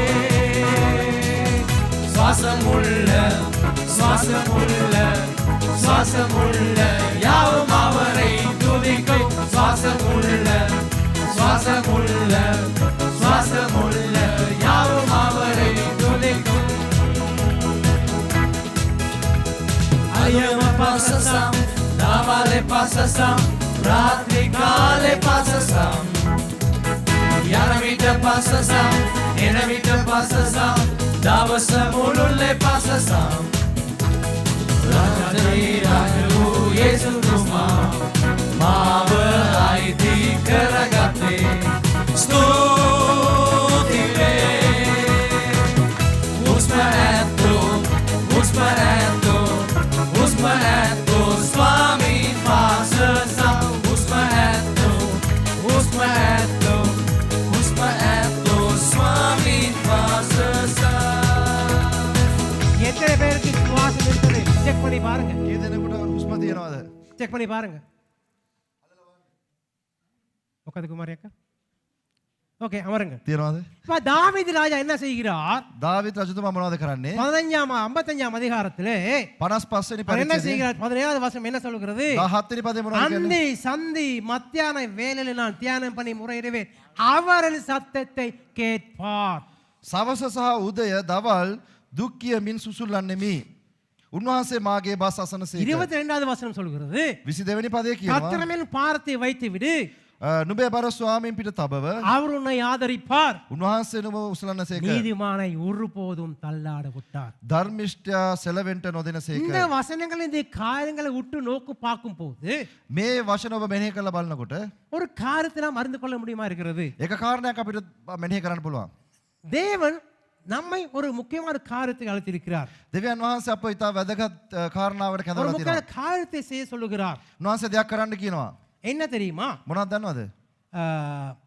நமக்கு கர்த்தர் வாக்களித்த ஒரு காரியம் ස්වාමීන් වහන්සේ අපට දුන්නා පොරොන්දුවක්. என்ன මොකද්ද? என்ன என்ன என்ன கொடுத்திருக்கிறார் මොනවද දීලා තියෙන්නේ? ஒருபோதும் எங்களை கைவிட மாட்டார் උන්වහන්සේ කවදාවත් අපව අතාරින්නේ නැහැ. ஒருபோதும் எங்களை கைவிட மாட்டார் කිසි என்பதாக කාලයක උන්වහන්සේ சொல்லப்படுகிறது. අපව අතාරින්නේ නැහැ. சரியா ஓகேயா சரி இப்ப நாங்க என்ன செய்ய வேண்டும் අපි මොනවද කරන්න ඕනේ? நாங்க என்ன செய்ய வேண்டும் අපි මොනවද කරන්න ඕනේ? என்ன செய்ய வேண்டும் අපි මොනවද කරන්න ඕනේ නම්? காலையிலையும் பகலிலும் நாங்க துதிக்க வேண்டும் උදය දවල් සවස අපි උන්වහන්සේට ප්‍රශංසා කරන්න ඕනේ. இஸ்லாமியர் இருக்கிறாங்க தானே ඉස්ලාම් අය ඉන්නව නේද? அவங்க ඔවුන් என்னதான் இதா இருந்தாலும் මොන දේ තිබුණත් அந்த 5 நேரம் கொடுக்கறத தவறு விடவே மாட்டாங்க ඒ පස් වේලක් දෙන එක නතර කරන්න. ඒ කියන්නේ ආඥා කරන එක නතර කරන්නේ නැහැ. யூதர்கள் යුදෙව්වන් 3 வேளையும் තුන් වතාවක් அங்க யுத்தம் நடந்தது ඒ යුද්ධ සිද්ධ වෙනවා. 3 வேளையும் ஆண்டருக்கு அந்த நேரத்தை ஜெபித்தார்கள் තුන් වේලම දෙවියන් වහන්සේට ආඥා කරා. நாங்க காலையில ஜெபிக்கிறோமா අපි උදේ ආඥා කරනවද? வேதம் வாசிக்கிறோமா බයිබලය කියවනවද? பகலுக்கு ஜெபிக்கிறோமா දවල්ට ආඥා කරනවද? ராத்திரி ஜெபிக்கிறோமா රාත්‍රී ආඥා කරනවද? சிந்தித்து பாருங்க நான் கூட கேட்க மாட்டேன் நான் ஜட்ஜ் பண்ண மாட்டேன் අපි විනිශ්චය කරන්නේ ඔයගොල්ලෝ හිතලා බලන්න. என்ன செய்யணும் මොනවද කරන්න? தானியேல் දානියෙල් நாங்க அது 6ஆம் அதிகாரம் 10ஆம் வசனம் வாசிக்க தேவையில்லை 6:10 தானியேலை அங்க சிங்கக்குள்ள போடுறதுக்கு அங்க எழுதியாச்சு முத்திரை பதிச்சாச்சு දැන් දාවිද සිංහ ගුහාවට දාන්න ලියලා මුද්‍රා කරා. சாத்ராக் மேசாக் ஆபேத்நேகோ எல்லாரும் இருக்காங்க தானியேல சுங்க போட போறாங்க දැන් දාවිද්ව ඒ සිංහ ගුහාවට දාන්න தானியேல் தாவீது සෝරි දානියෙල්ව ඒ සිංහ ගුහාවට දාන්න යනවා. தாவீத் நெமைதாங்க தானியேல் ஓகே இப்போ பத்திரத்து கையை வச்சாச்சுன்னு தெரியும். දැන් ඔහුට ඒක ලියවිල්ලක් ආවා ඔහුව දාන්න ඕනේ කියලා. அசங்கல்ல வரை முத்ரா தபலை வரை எங்களுக்கு எப்படி இருக்கும்? අපිට කොහොමද තියෙද? எங்களுக்கு அப்படி நடந்தா என்ன நடக்கும்? අපිට එහෙම මොන කොහොමද තියෙද? அப்ப இவர் ஒவ்வொரு 3 வேளை தவறாமல் ஜெபம் பண்ணினார். ඔහු කිසි බයක් නැතුව තුන් වේලම යාඥා කරනකොටවා. அரச மாளிகைக்கு வேலை செஞ்சார். මාලිගාව වැඩ කටයුතු කරා. ஜெபம் பண்ணினார். යාඥාත් කරා. தானியேலை கொண்டு போய் சிங்க குகையில போட்டான். දානියෙල්ව ගිහිල්ලා සිංහ ගුහාවට දැම්මා. போட்டோன்னு என்ன நடந்துச்சு? දැම්මු ගම මොනවද උනේ? எல்லாம் எதிர்பார்த்தாங்க என்ன தெரியுமா? මොනවද දන්නද ඔක්කොම බලාපොරොත්තු උනේ? தானியலுடைய எலும்பு கூட கூட மிச்சம் இருக்காதுன்னு நினைச்சாங்க. දානියෙල්ගේ ඇටකොටක්වත් ඉතුරු වෙන්නේ නැති වෙයි කියලා හිතුවා. மறுநாள் காலை வரும்போது උදා හෙට පහවදා උදෑසන එනකොට தானியேல் நல்லா இருக்கிறார். දානියෙල් හොඳට ඉන්නවා. சிங்கங்களை பேசாம இருக்கு. සිංහයොත් පාඩුවේ ඉන්නවා. ஏன் தெரியுமா? ඇයි දන්නවද? ஆண்டவர் மிருகங்களோட செஞ்ச உடன்படிக்கை நிமித்தமாக சிங்கங்களோட வாயை கட்டிவிட்டார். தாவீதை காப்பாற்றினார். ඒ සතුත් සමග තිබුණ ගිවිසුමක් නිසා ඒ දෙවියන් වහන්සේ ඒ සිංහයාගේ කට බැඳලා තිබ්බා. දාවීදුත් නිදහස් හිටියා. 3 நாள் ஜெபம் பண்ணினார். තුන් වතාවක් යාඥා කරා. அதுதான் நாங்க செய்ய நாங்க பிரச்சனை கண்டு பாஞ்சு தான் ஓட போறோம். අපි ප්‍රශ්න දැක්කොත් මොකද කරන්නේ? පැනලා දුවන්න எங்க හදනවා. வீட்டுல மண்ணு விழுந்துச்சு தானே. දැන් පාස්ටර්ගේ නිවසේ පස් කන්ද කඩාගෙන தண்ணி ආවා. டேங்க் விழுந்துருச்சு. වතුර ටැංකියත් වැටුණා. ஒண்ணுக்குமே தண்ணி இல்ல. මොනවත් කරන්න වතුර නැහැ. பாவிக்கு தண்ணியே இல்ல. ජීවත් වෙන්න ஒரு වතුරම சொட்டு නැහැ. தண்ணி இல்ல வீட்டுல. එක බින්දුවක්වත් වතුර නැහැ. இப்ப ராத்திரியில தூங்குறேன். රෑට නිදි මතේ. தடான்னு கல்லு விடும். රෑට එක පාට දඩාන් ගලක් ආවා. எழுப்பி பார்த்தா 12 மணியா இருக்கும். නැගිටලා බලනවා රෑ 12 විතර ඇති. கொஞ்சம் இன்னொரு கல்லு விழும். ටික වෙලාවකින් තව ගලක් වැටෙනවා. 1 மணி. එකයි. இன்னொரு கல்லு விழுவுது. තව ටිකකින් තව ගලක් වැටෙනවා. 2 மணி. දෙකයි වෙලාව. இன்னும் தடான்னு பொம்மை வெடிக்கிற மாதிரி வெடிச்சிச்சு. එක පාට බෝම්බයක් පුපුරනවා වගේ පුපුරවුවා. தண்ணி டேங்க் வந்துருச்சு. වතුර ටැංකිය බිමට වැටලා. நான் பார்த்தேன் பாச ஜொன்சன் வீட்டுக்கு போயிடுவோம். அப்படி மணியை பார்த்தா 2 மணி. இங்க எங்க போறோம்? 2 மணிக்கு எங்க போறது வீட்டுக்கு? දැන් පාස් ජොන්සන්ලා ගෙදරටවත් යන් කියලා වෙලාව බලනකොට පාන්දර அந்த දෙකයි. மாதிரி நாங்க we are taking instant decisions. அதாவது செனிக்க அதாவது செனிக்க நூடுல்ஸ் மாதிரி திடீர் தோசை திடீர் இடியாப்பம் திடீர் மாதிரி தீர்மானம் எடுத்துக்கிறோம் நாங்க. අපි එක පාටම ෂණික තීරණ ගන්නවා. என்ன செய்யணும்? මොනවද කරන්න ඕනේ? 2 நாளாகவும் 7ஆம் அதிகாரம் 14வது வசனம். දෙකලේකම් 7:14. 7:14. என் நாமம் தரிக்கப்பட்ட ஜனங்கள் தங்களை தாழ்த்தி ஜெபம் பண்ணி என்னை தேடினால் அந்த தேசத்துக்கு சேமத்தை வருவிப்பேன் என்று சொல்கிறார். வருது மாகே நாமே தன்னமாகி செனங்க தனகசா யாத்னகல மாவ ஹெவுத் கேவன் මාගේ නාමය දන්න මාගේ සෙනඟ යටත් වී යාඥා කර මාගේ මූණ සොයා තමන්ගේ නපුරු මාර්ග අතහැරියොත් මම ස්වර්ගයේ සිට ආසා ඔවුන්ගේ පව් කමා කොට ඔවුන්ගේ දේශය සුව කරන්නෙමි. நாங்கள் என்ன செய்யணும்? ஆண்டவரை தேடணும். பாஸ்டர் நீங்க சொல்லிட்டு போயிடுறீங்க. පාසුවා කියලයයි. லேசா சொல்லிட்டு போயிடுறீங்க. ලේසියෙන් කියලයයි. முகம் கொடுங்க எங்களுக்கு தான் இதுக்கு பிரச்சனை. මූණ දෙන අපිටනේ තියෙන දන්නේ நான் ප්‍රශ්නේ. சொல்றதை கேக்குது எனக்கு. எங்களை கேளுங்க மாட்டாங்க. ඔගොල්ලෝ කියන එක ඇහෙනවා. சங்கீதம் 65:2 சொல்லுது ஜெபத்தை கேட்கிறவர் மாம்சமான யாவரும் உம்மிடத்திலே வருவார்கள். යාඥා අසන හැම කෙනෙක් මාංශමත්තු හැම කෙනෙක්ම දෙවන් වහන්සේ යාත්ම අසනවා මාම්සු සියල්ල ඔබ ළඟට එනවා කියලා. சரி. சங்கீதம் 46:10. ගීතාවලිය 46:10. being still know that I am God. அமர்ந்திருந்து நானே கர்த்தர் என்பதை அறிந்து கொள். நிச்சலව සිටීමෙන් මම දෙවියන් වහන්සේ බව දැනගන්න. சங்கீதம் 46:10. சரியா? ஒன்று இப்போ இதை வாசிங்க. யாரு? ඒක දාන්න කියවන්න. 1 பேதுரு 5:7. 1 පේතෘස් 5:7. நமக்கு இது ஒரு பாட்டு இருக்குது. டைம் இல்லை.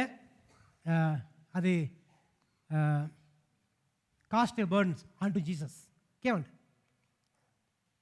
උන්වහන්සේ නුබලා ගැන සලකන බැවින් அவர் உங்களை விசாரிக்கிறானபடியால்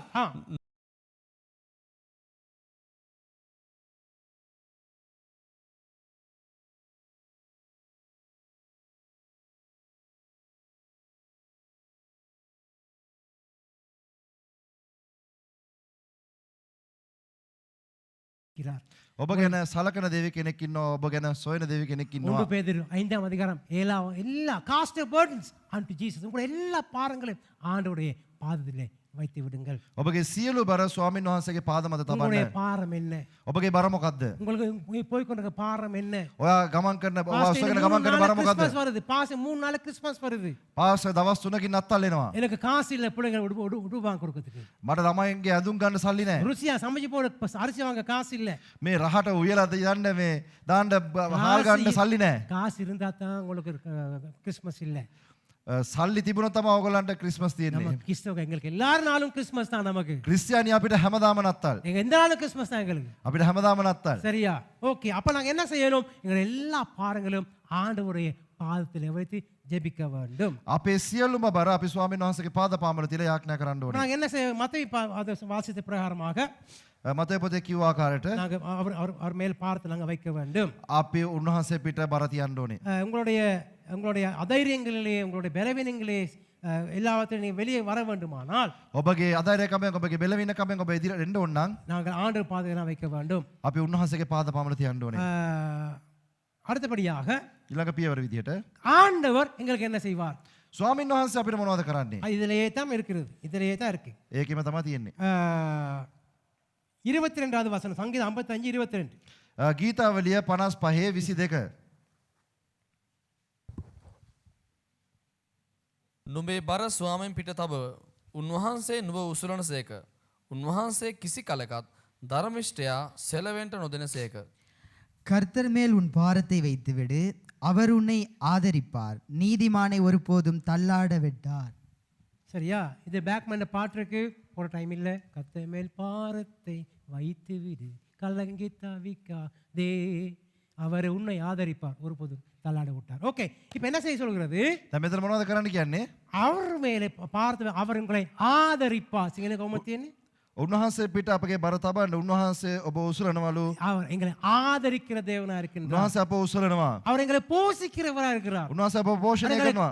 எங்களை பாதுகாக்கிறவா இருக்கிறார். උන්වහන්සේ අප ආරක්ෂා කරනවා. இதில் நான் சில காரியங்களை கடைசியாக முடிக்கின்றேன். இதோட முடிவடைகிறது. මේකෙන් අවසන් වෙනවා. 1 கொரிந்தியர் 10:13 நாங்கள் வாசித்தோம். 1 කොරින්ති 10:13 වෙනි පදේ අපි කියුවා. மனுஷனுக்கு நேருகிற சோதனை அல்லாமல் மனுஷன்ற பெயரின பரிசாவ மிச வேறு சோதனை உங்களுக்கு நேரிடவில்லை. வேணா பரிசாவ මනුෂ්‍යයාට ඉසිලිය හැකි පරීක්ෂාවක් මිස අන් කිසිවක් නුඹලට පැමිණෙන්නේ නැත. தேவன் உண்மை உள்ளவராய் இருக்கிறார். දෙවියන් වහන්සේ විශ්වාසවන්තව ඉන්නවා. உங்கள் திராணிக்கு தக்கதாக அவர் சோதிக்காமல் ඔබට පුළුවන් වන විදියට උන්වහන්සේ පරීක්ෂා කරලා அவர் இடம் கொடாமல் சோதனையை தாங்கத்தக்கதாக ඒ පරීක්ෂාව ඉස්ලාගත හැකි ආකාරයට சோதனையோட கூட ඒ පරීක්ෂාවත් සමග அதுக்கு தப்பித்தும் கொள்ளப்படும் வழியையும் உண்டாக்குவார். එයින් ගැලවෙන මාර්ගයකුත් උන්වහන්සේ நாங்க என்ன සලසනවා. சொல்றோம்? අපි මොනවද කරන්නේ? இந்த ஆண்டவர் சொல்லிட்டார் யோபு புத்தகத்துல, යෝබ් පොතේ උන්වහන්සේ කිව්වා இந்த சுண்டு வர அளவுக்கு உங்களுக்கு எந்த காரியம் அனுமதிக்க மாட்டேன். මේ சுடப்பட்ட அங்கியில தராங்கවත් ප්‍රශ්නයක් නුඹට මම එන්න ඉඩ අරින්නේ නැහැ. நாங்க என்ன சொல்றோம்? ஐயோ நெகை வெட்டினா நெகை சதையை சேர்ந்து வெட்டிருச்சு, அது அம்மா வேற கொச்சிக்காரங்க சொல்றாங்க, இதுல இப்படி அரைக்கிறது பாருங்க அப்படின்னு இந்த சின்ன ஃபோன் பண்ணி சொல்லிடுவாங்க. දැන් අයියෝ මගේ මේ නියපොතු කපරකොට පොඩි ඇඟිල්ල මේ මසුත් එක්ක කැපුණා, අම්මා සම්බොල් හදන්න කියනවා, දැන් කොහොමද හදන්නේ? දැවිල්ල ඉන්නේ. பாருங்கடா நான் கியூட்டஸ் பூசும்போது அது அப்படியே கொஞ்சம் இதாயிருச்சு.